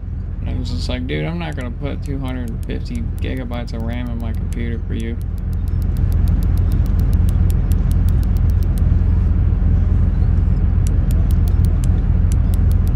Also, just so annoying having like 50 different flight panels. Like, duh, I'm not joking. I mean, literally my flight panels, my light panels, my landing gear, my pedals, they're all still sitting in front of me. My flight stick's on the floor. But it's just a bitch to bind all of those, because you have to bind every F-16, every F-14 time cap button to every single one of those fucking buttons, and it's just a bitch. So if you uninstall the game at all, and then you try to reinstall the game, yeah, all your settings are gone. Then you have to dedicate a bunch of space on your hard drive for it.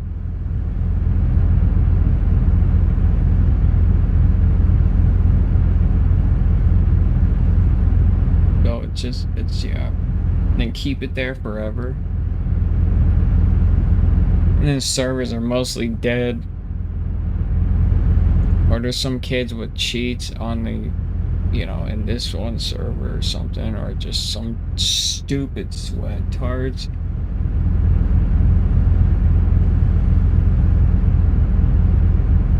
Yeah. I was pretty good at it though. I don't know why.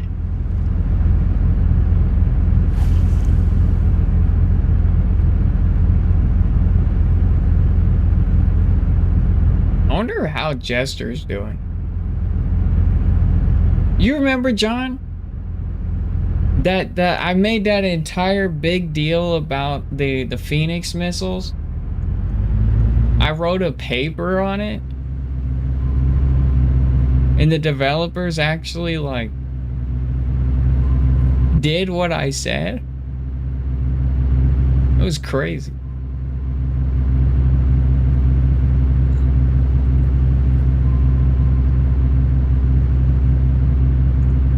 Yeah. Remember that giant azimuth chart that I created? Oh, how they could emulate it better?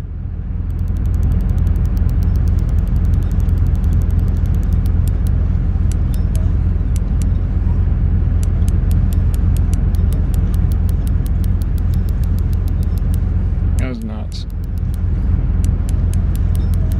Because I posted it in their Discord.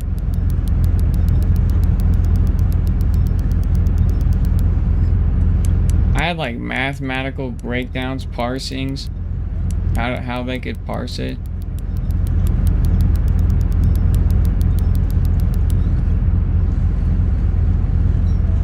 Yeah, a bunch of DCS dudes literally hit me up and said that, look at this patch notes, send me a link, and they literally just showed me that they did it. It was a highlight of my life, one of them. That's when I said, you know what? I want to become a developer. For real.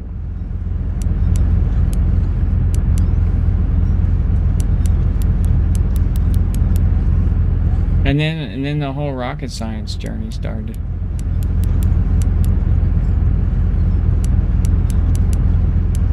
That's probably like one of like my second family is the rocket science community.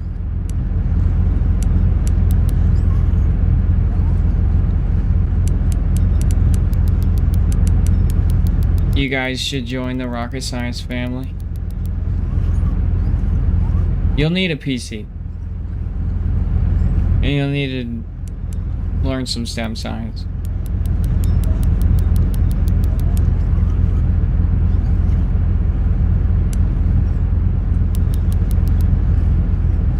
You would like Arjun, John. He's like you. He's a much better programmer than me and you, though. That motherfucker is insane. That guy can literally do anything.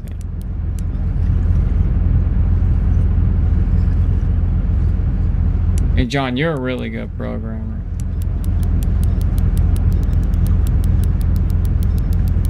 But he's like...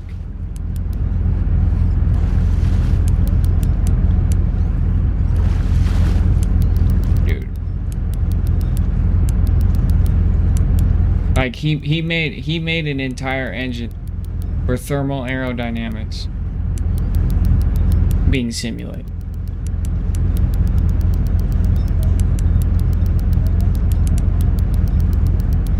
Using the real mathematics of thermal aerodynamics. And created like a mathematical parsing for each step and stage of thermal aerodynamics.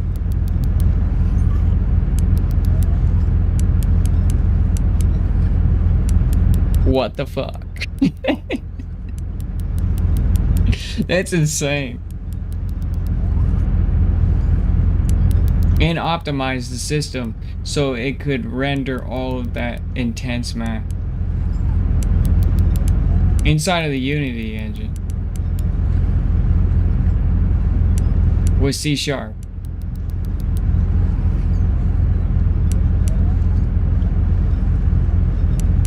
How?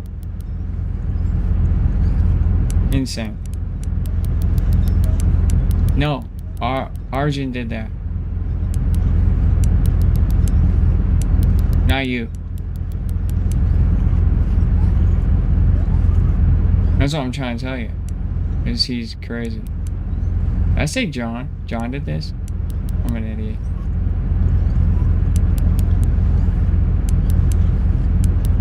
I literally think you guys are alike. You're very alike.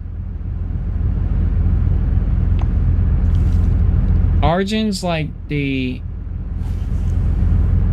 supercomputer version of you, John.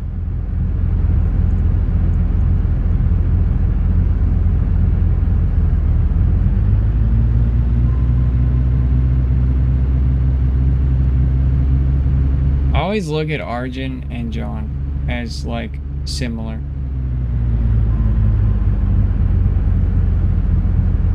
But not the same.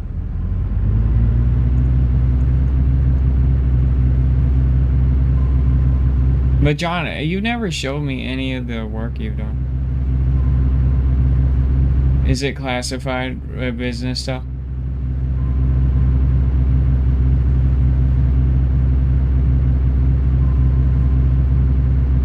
You don't have a GitHub, yeah?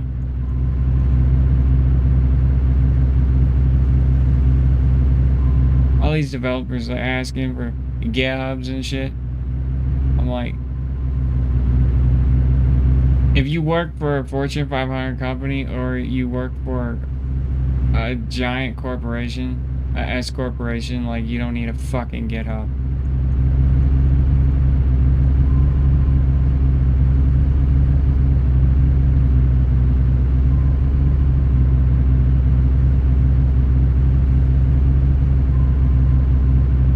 I feel like that in the dev space, there's a lot of this fucking portfolio building and not a lot of fucking like going out there and fucking doing something for real. Like make a Steam project and like fucking do some shit. Make a website, get social media management skills and promote your fucking product. If like I don't, the dev space is about creating, right? And these guys want to do like remote work for companies, and it's like, well, and then they build a portfolio on GitHub, and then they just like, oh yeah, we're just gonna go into the application phase and they're gonna test me. I'm gonna write some lines of shit. And it's like, no, if you brought like a Steam game and like a website and or like active APIs being used or for sale, or even CSS templates that are being sold on a fucking website for, you know, assets for HTMLs, like that's gonna be way more fucking valuable than like, oh yeah, look at the little mini project I like theorized in GitHub. I made a little calculator in GitHub. Like that has no weight. That has no gravity to it. It's, you know, like I think a company would much rather want to see a guy with a Steam project, Steam game, Steam something, or, you know, like, that's just how I feel. I use GitHub to find things and see if they exist. I can't read other people's code. It drives me nuts. I don't. I get irritated when I read other people's code. It's illogical to me. That's the kind of programmer I am, though. I'm like, hey, I see what you did there, but it's not the way I did it. So it sucks. John, are you this way? Like, logic engineering?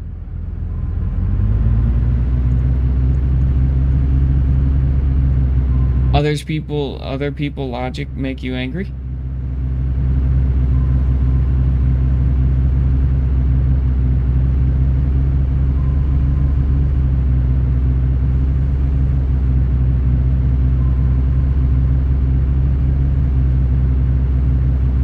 Arguments. Arguments are my pet peeve. The lack of arguments that I see inside of I want to over-engineer.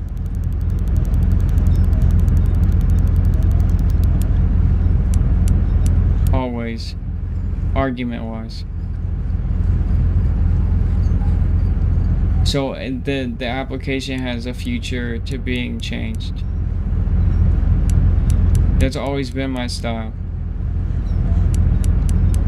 So when I see x equal to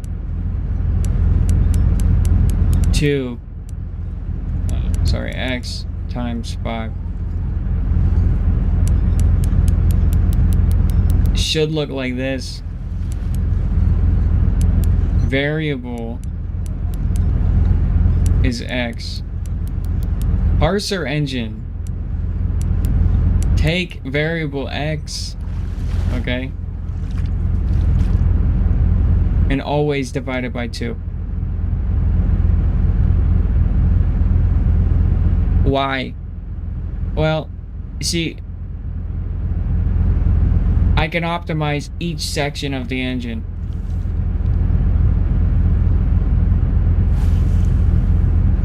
I can change it whenever I want on the fly.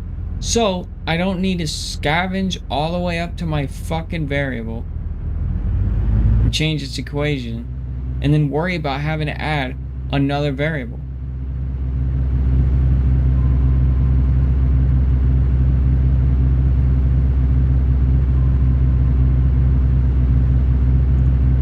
I can just change the parser. And then I can add arguments. And I can say, oh, well, in the case that this number doesn't equal this, I can take a new parser that takes the x variable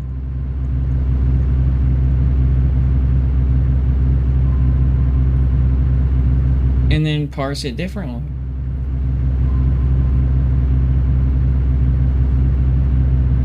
See, it opens up opportunities and growth for the software to explode into just amazingness. Now you have a tool that's really a Swiss Army knife that can do some damage. You see? Exactly, John. Why make me angry? Reading people's arguments. I'm preaching to the choir.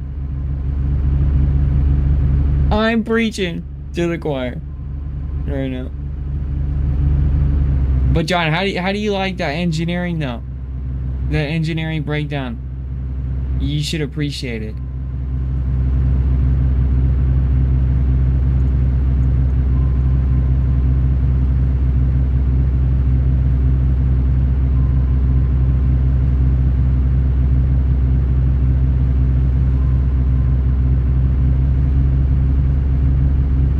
How would you take it? What would engineering John do? Okay. X variable. Okay. Goals divided by 2. functions, take variable, divided by 2. How would you engineer a system to do that?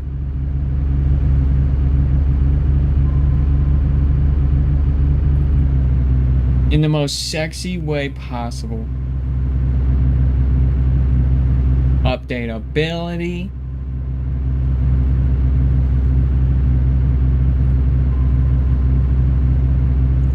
It's simple. You know, we're just keeping it simple. No physics parsing. You know. A simple example.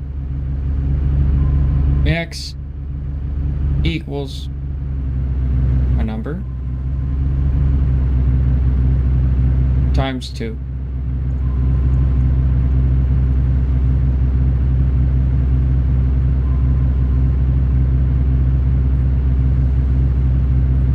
How are you going to optimize it?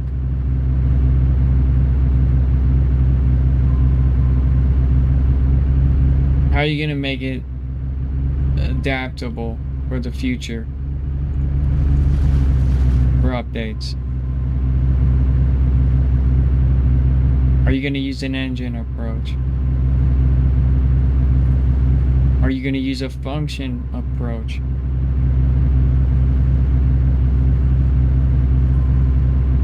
What's engineering John cooking to make the most John? X equals 2, or sorry, X equals number times 2.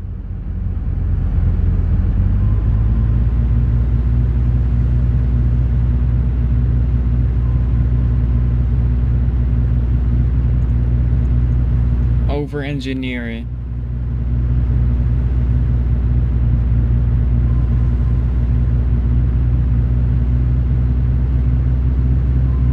Oh, he's thinking right now.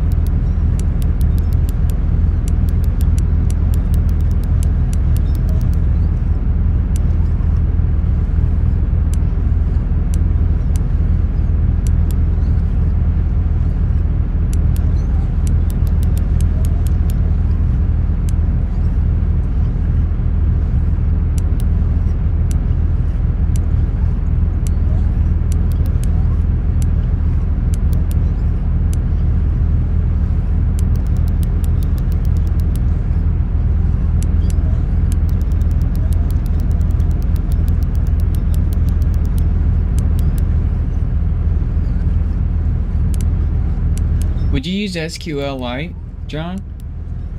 I bet he's typing. He's typing up a storm.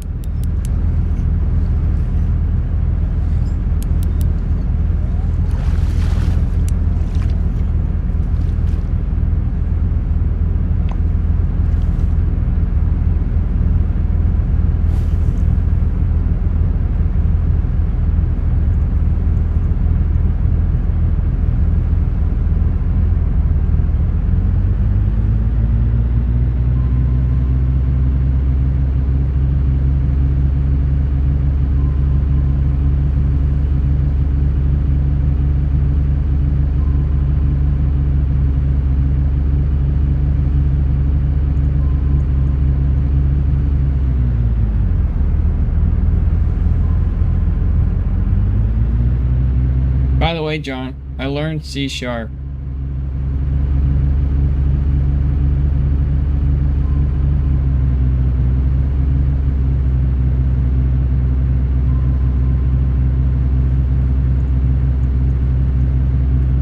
Only cause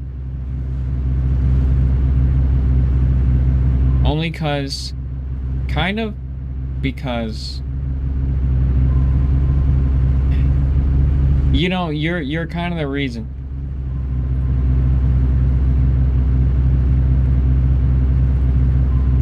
I still don't like it.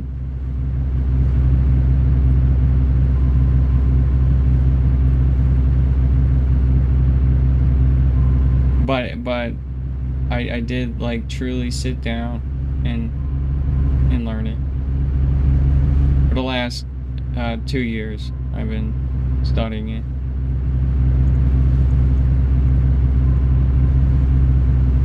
I'm still not good at C#.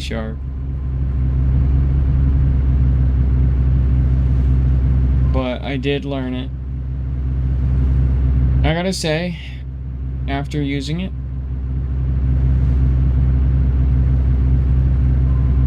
I found a way to build in it that I do tolerate.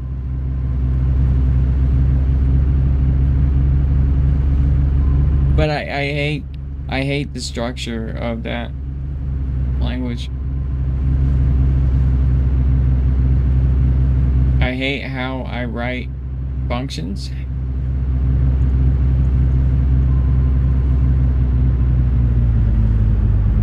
I hate how many fucking little annoying brackets I have to place everywhere.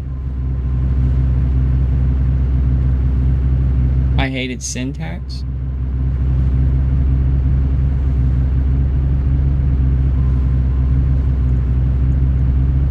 Syntax kills me.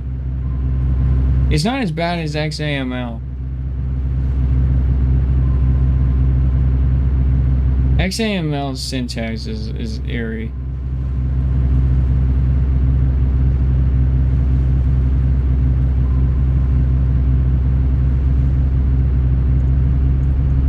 It's simple.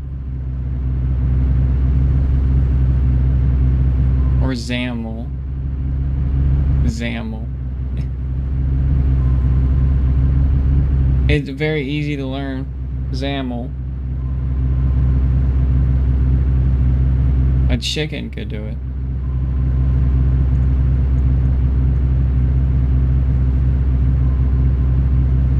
John, you didn't tell me how you would engineer that. I'm upset.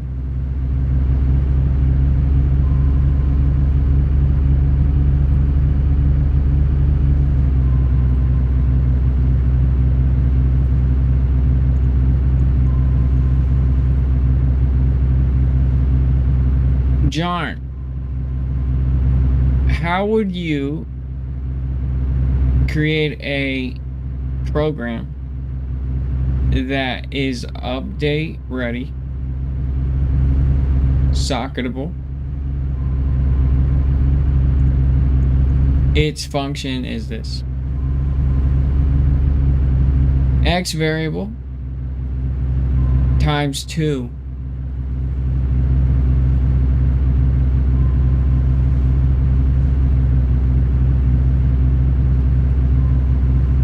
Oh, you're like, dude, I could go. Like, yeah, you know where.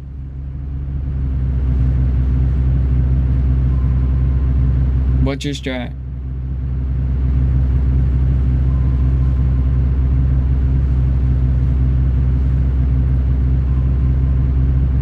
What's your engineering method to make it go to?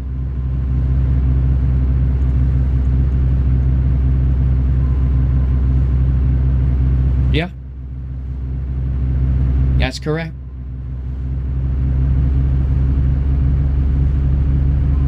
How are you going to make that fucker absolutely sick? Put the Lamborghini doors on it, over-engineer it. You don't have to start coding. You just tell me your method.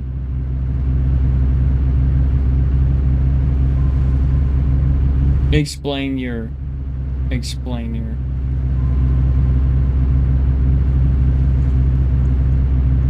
Well, like I was saying, I create a parser system that did times 2.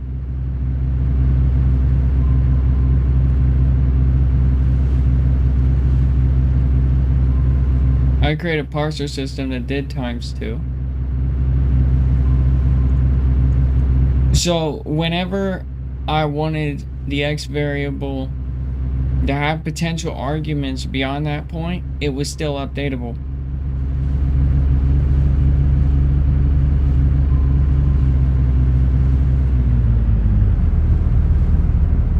Now I went into various details of other things.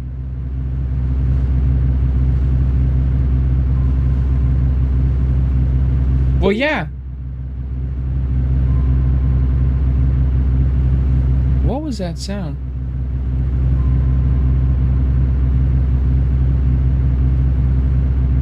The Discord.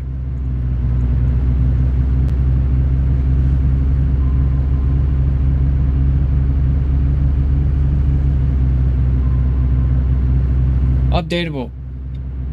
So for instance, if I made a function, right? Say I make a function. Now, I make a function. Alright, and I say, okay, I make a variable. And I say, well, X. Okay, X is, whatever. X is 9 in this scenario. X is 4. Whatever. I made a variable and I said, okay, this variable is the number X ×2. Then I made a function.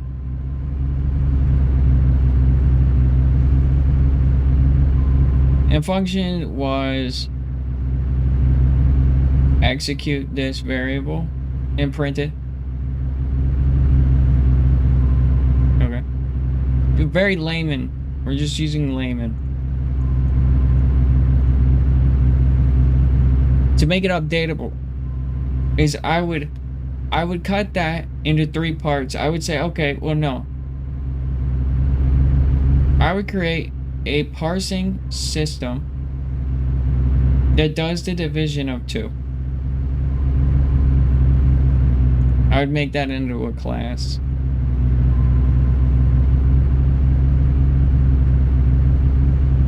I create a function that would whatever logic to grab a variable, whatever it may be. Okay. And then it would run off of that parsing system ×2. Why is that updatable?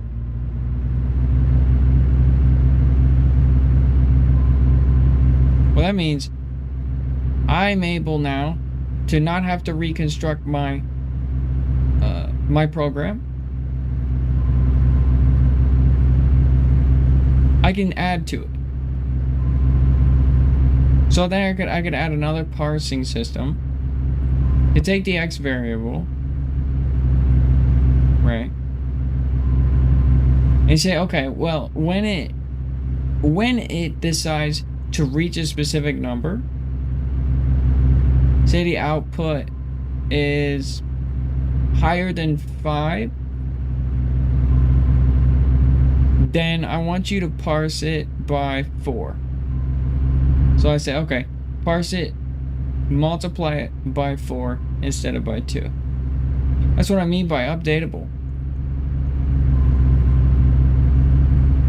Meaning that it can be added on to easily.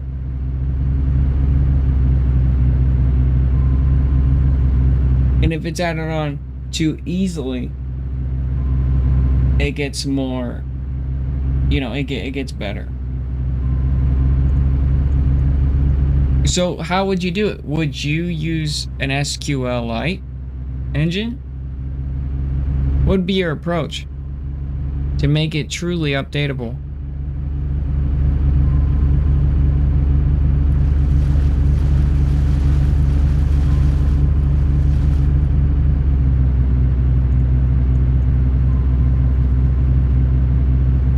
I wouldn't have any variable equaling an equation anymore. I would have my own class to divide something by 2. would parse it for optimization.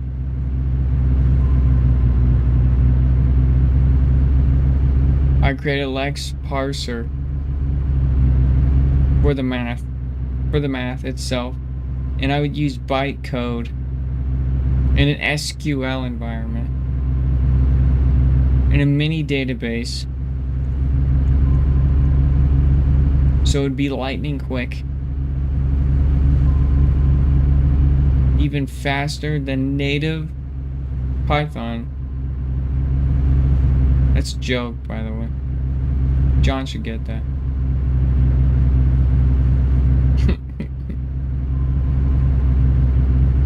That's how I would do it.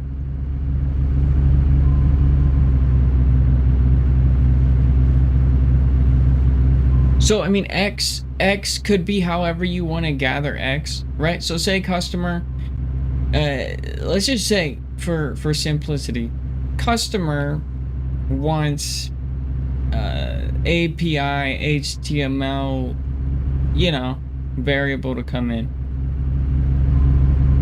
Whatever, you know. X is something. Like, we don't care about that. We're just using the logic of, you know, X is a number that is coming in. It's an output. It's, you know, it's a reply. It's something. You know what I mean?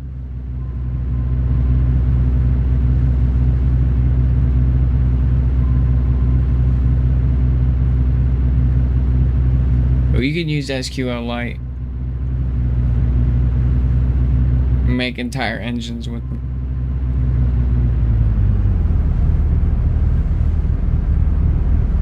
Oh, SQLite's crazy.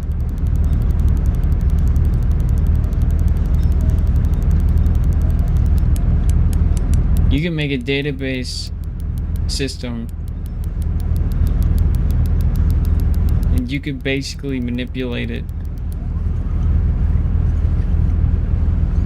to do all sorts of shit, dude. It's insane.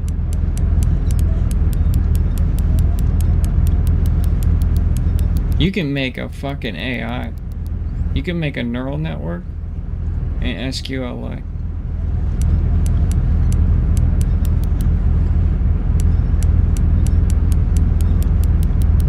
If you get really nasty with bytecode, or if you get filthy with bytecode, oh, and you could start creating the most crazy parsers in the world.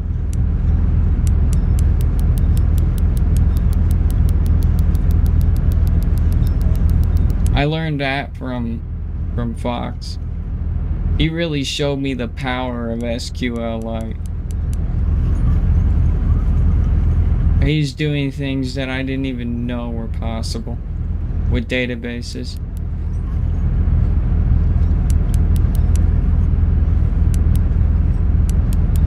I miss Fox.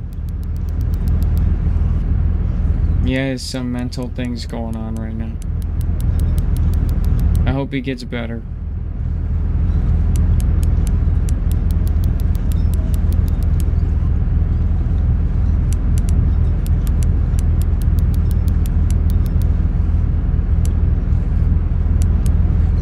But that man is a freaking genius when it comes to bytecode. Nobody's gone on his level. He's a living fucking calculator.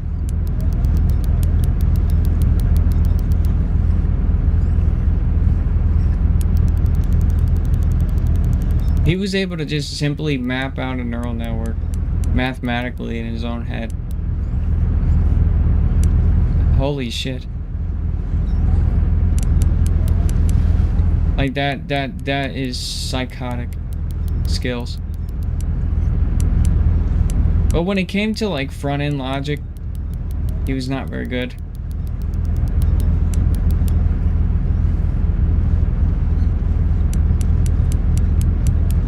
But I was able to kind of help him have a different perspective.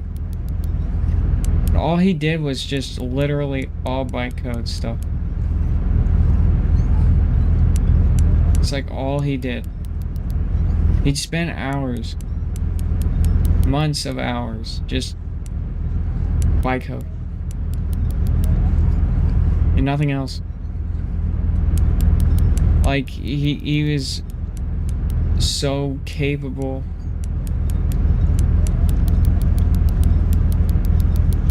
Of being a back-end pro for Fortune 500 companies easily all day.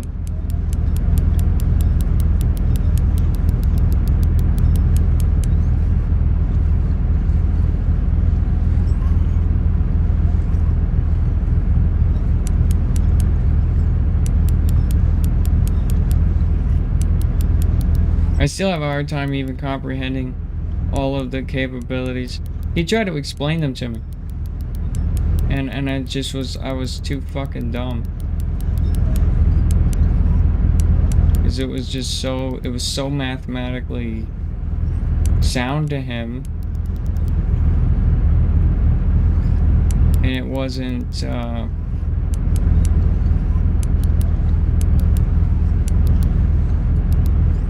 it's just, you know, I'm not a calculator. I'm the logic later. I'm an argument dude.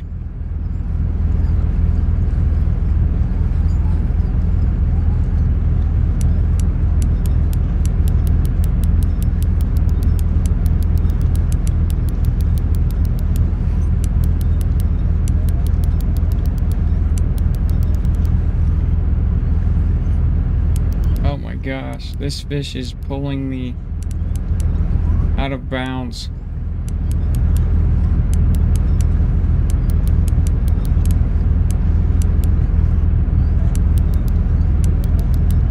This fish is gonna pull me out of bounds. Always the littlest ones. Don't you dare. Bro.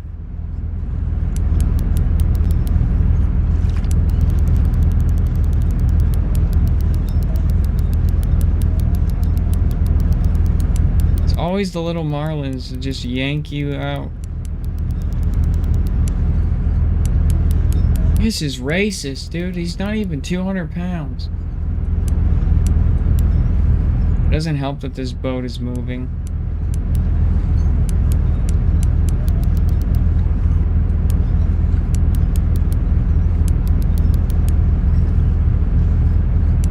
I can't. I'm not losing this fish. I didn't just fight this fucking thing for this long. And get pulled like 50 years. Oh, finally, you piece of crap. At least he was a trophy. Okay.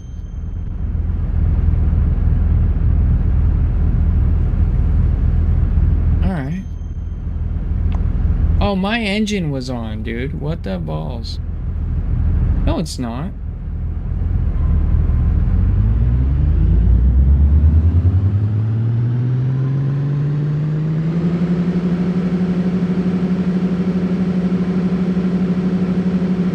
This is how far he pulled me out.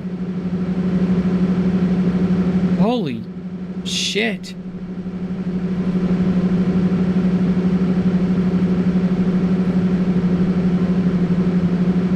He pulled my boat that far.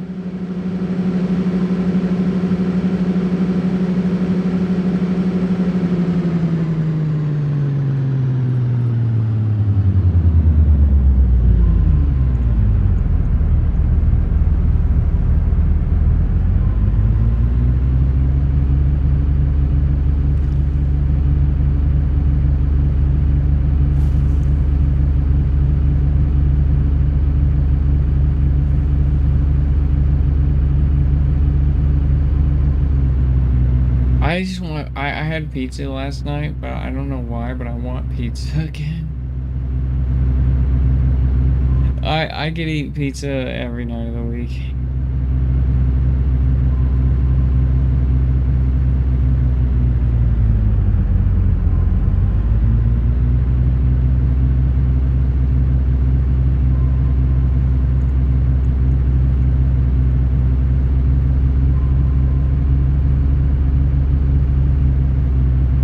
It's 6 a.m. AKA the earliest pizza place opens at 8 a.m. I know, right? You would have never thought. They do.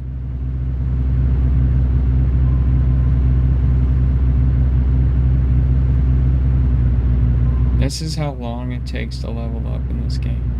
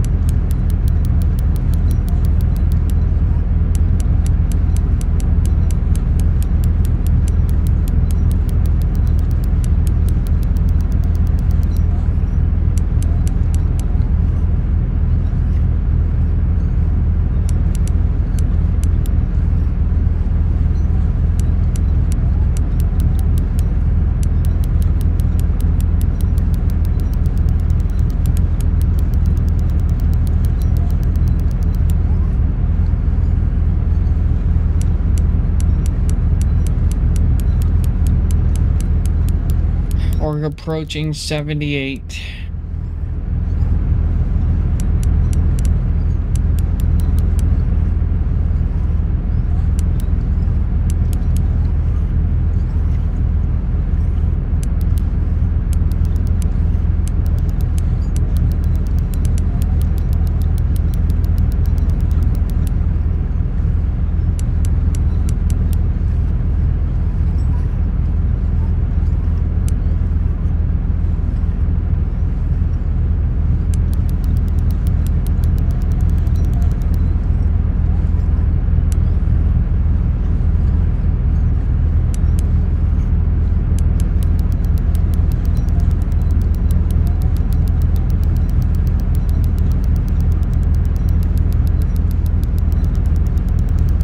I wonder if Bitcoin line is repairable.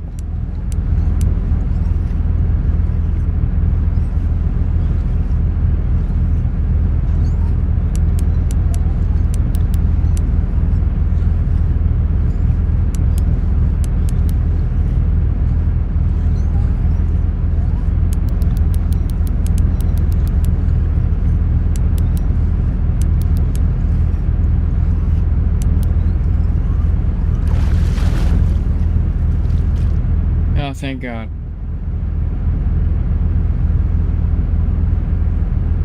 Ah, we're almost there.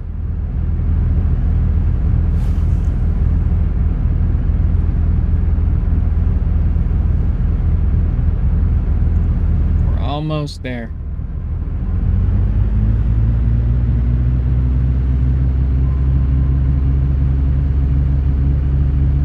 We're almost there.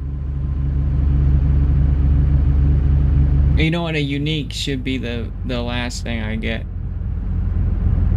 So I can get... Oh, no way.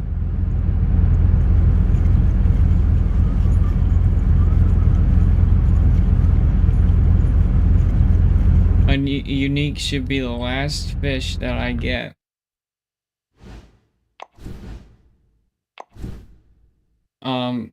So I can get into the like 25% of the next level.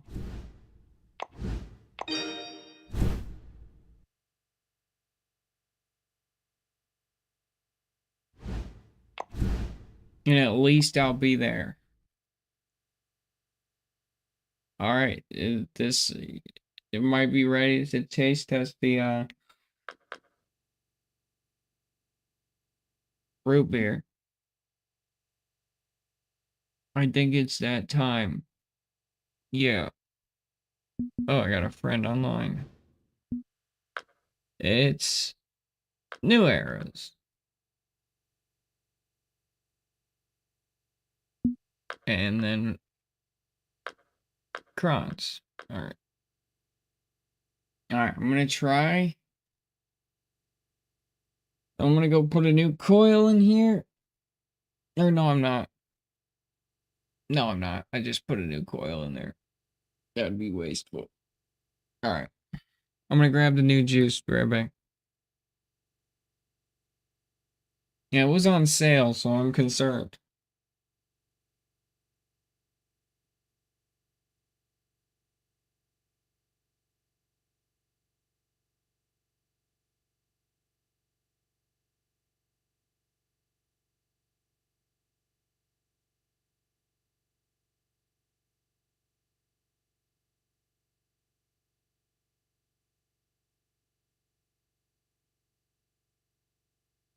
Alright.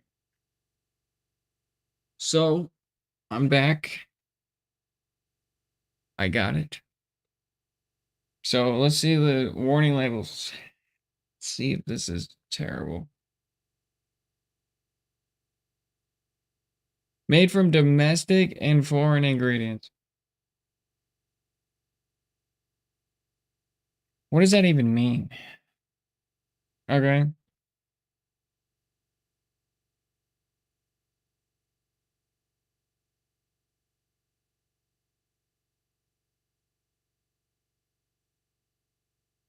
This is a good warning. This product may expose you to chemicals including nicotine. Cool. Which cause birth defects. Alright, good. That's good to know.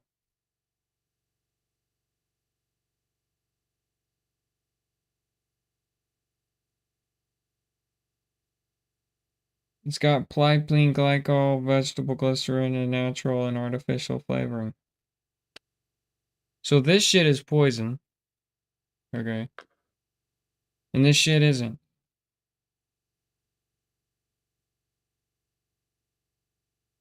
And it's made by Prohibition. And this is made by Vapetasia, which I'm not a fan of. This is root beer float.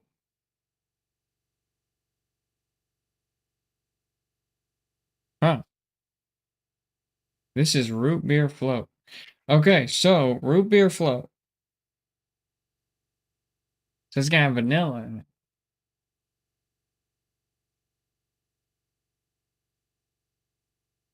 I really hate this fucking flavor, and I'm probably not gonna go to the rest of the bottle because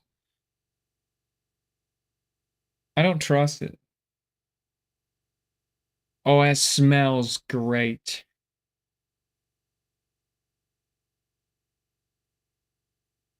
That smells amazing.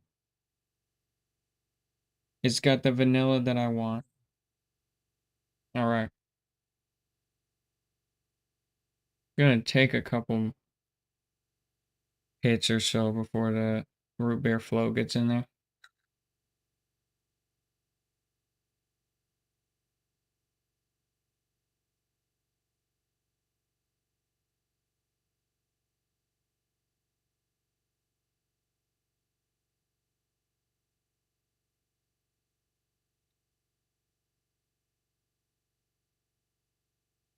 Hmm.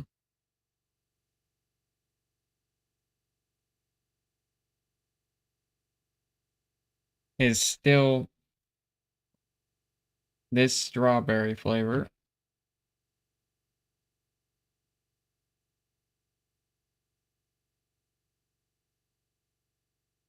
Which I hate. I'm just getting so sick of it. Alright.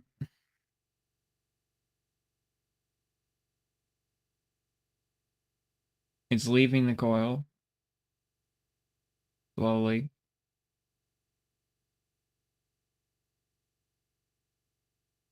Root beer float's starting to come in. That strawberry is kind of just tainted that coil. Oh, there it is. Still got strawberry in there.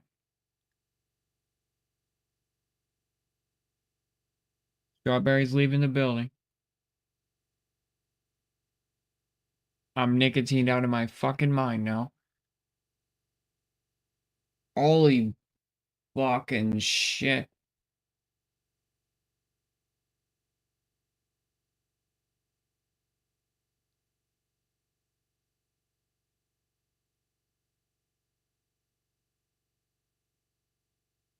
I need a minute. Oh boy. This is a lot of nicotine. When you get a nicotine buzz, you get really, really drowsy really quickly.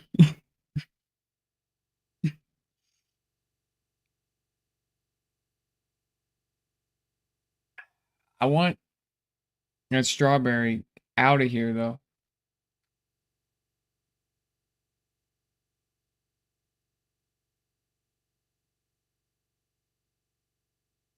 I might just do an entire coils. I might just do an entire coil swap.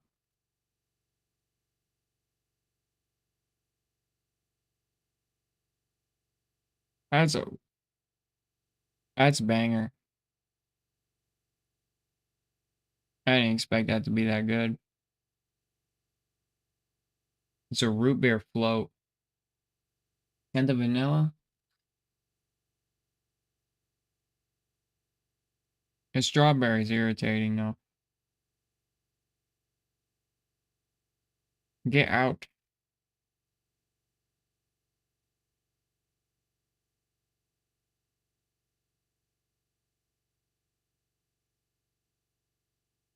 Yeah, strawberries is not leaving. Gotta get rid of it.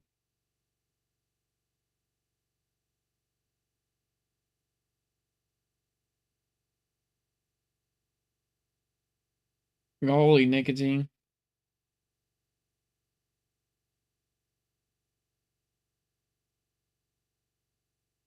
It might take like a day. That's a very good vanilla.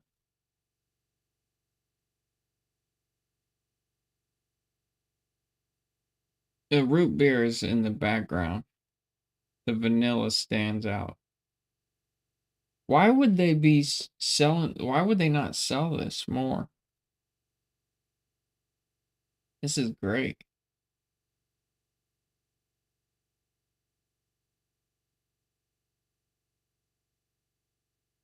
It's a Spirksy root beer float. So it's not a regular root beer float. It's a Spirksy.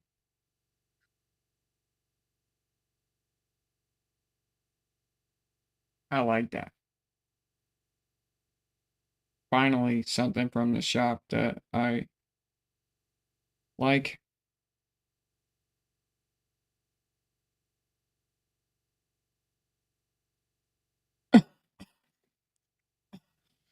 This strawberry's gotta go though.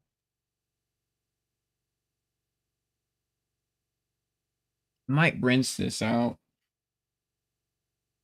and put a new coil in there. That feels criminal. $32 for a pack of coil.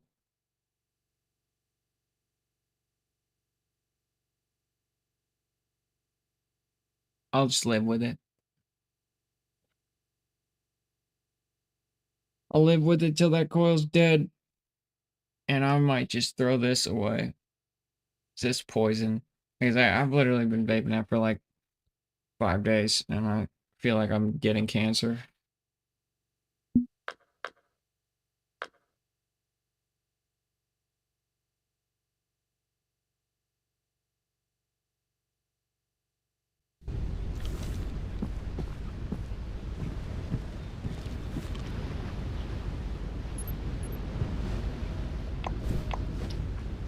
Oh, I'm about to be really drowsy for the next hour now. That's a nice, it leaves a nice coffee flavor in the mouth. That's nice. Oh, that disgusting ass strawberry in my throat though. Ugh.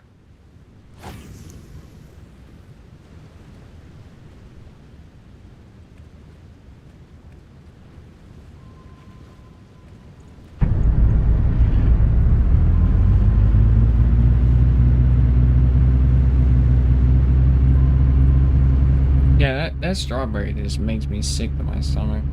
I don't like fruit flavors in vapes.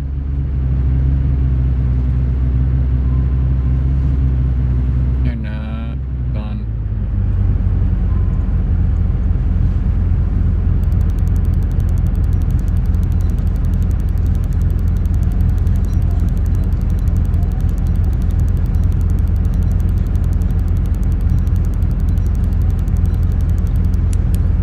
That's a unique.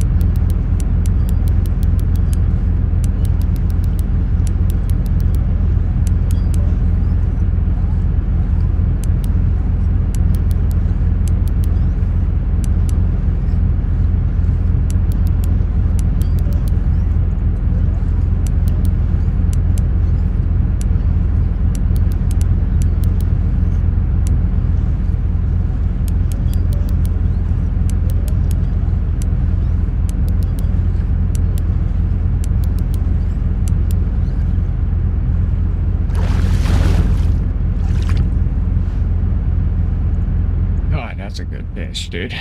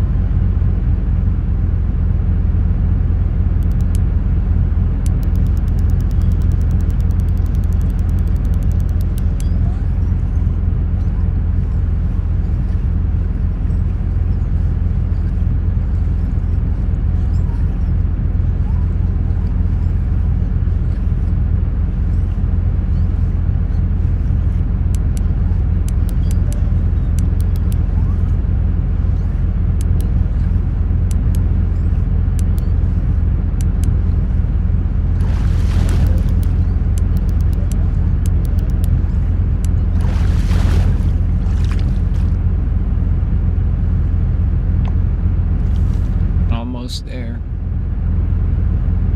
Almost there.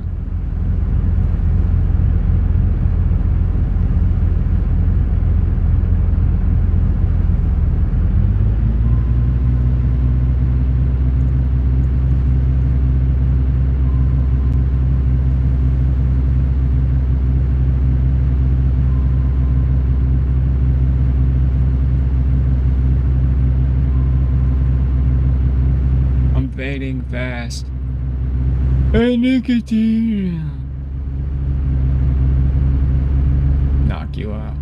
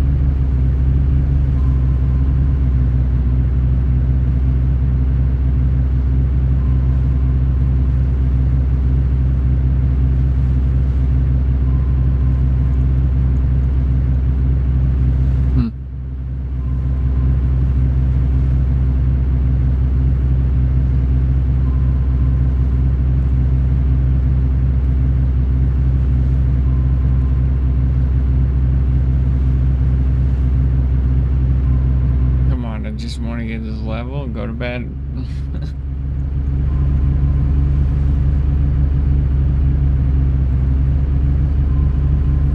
Thank you. Oh, come on.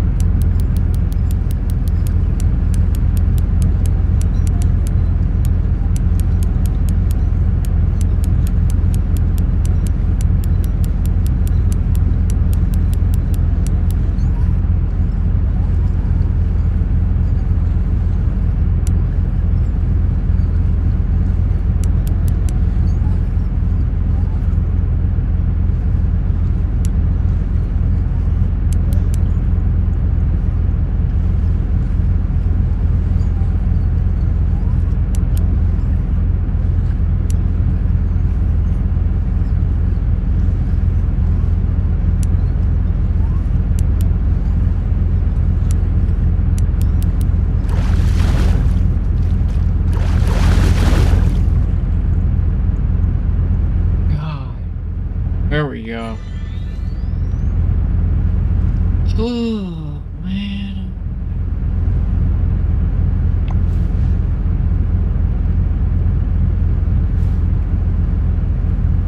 Gosh, dang. There we go. Ugh. I already was on E.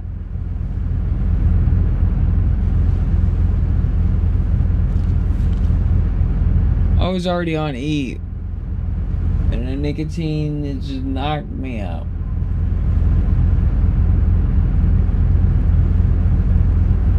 I'm going to bed.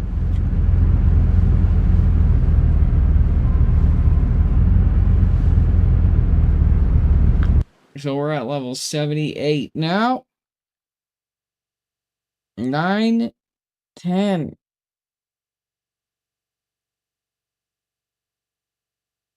9, 10. That was a lot of work on that level. That was like a lot more than I expected. That was like 14 uniques.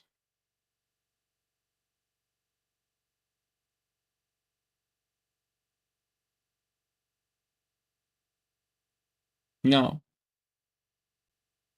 about 7 uniques. So it should be like 8.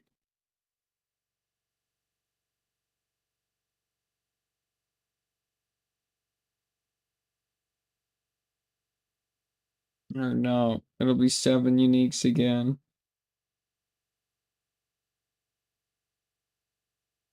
Plus a couple more trophies.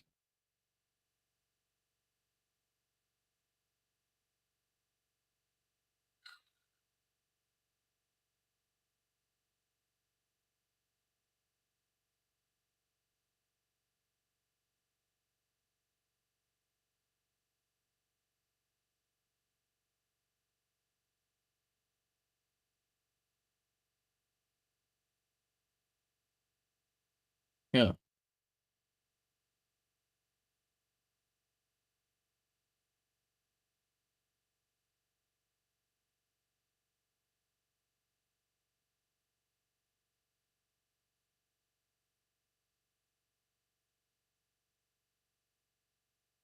Yeah, this coil's gotta go. That coil is botched. All right. Peace out. I'm going to bed. See you tomorrow.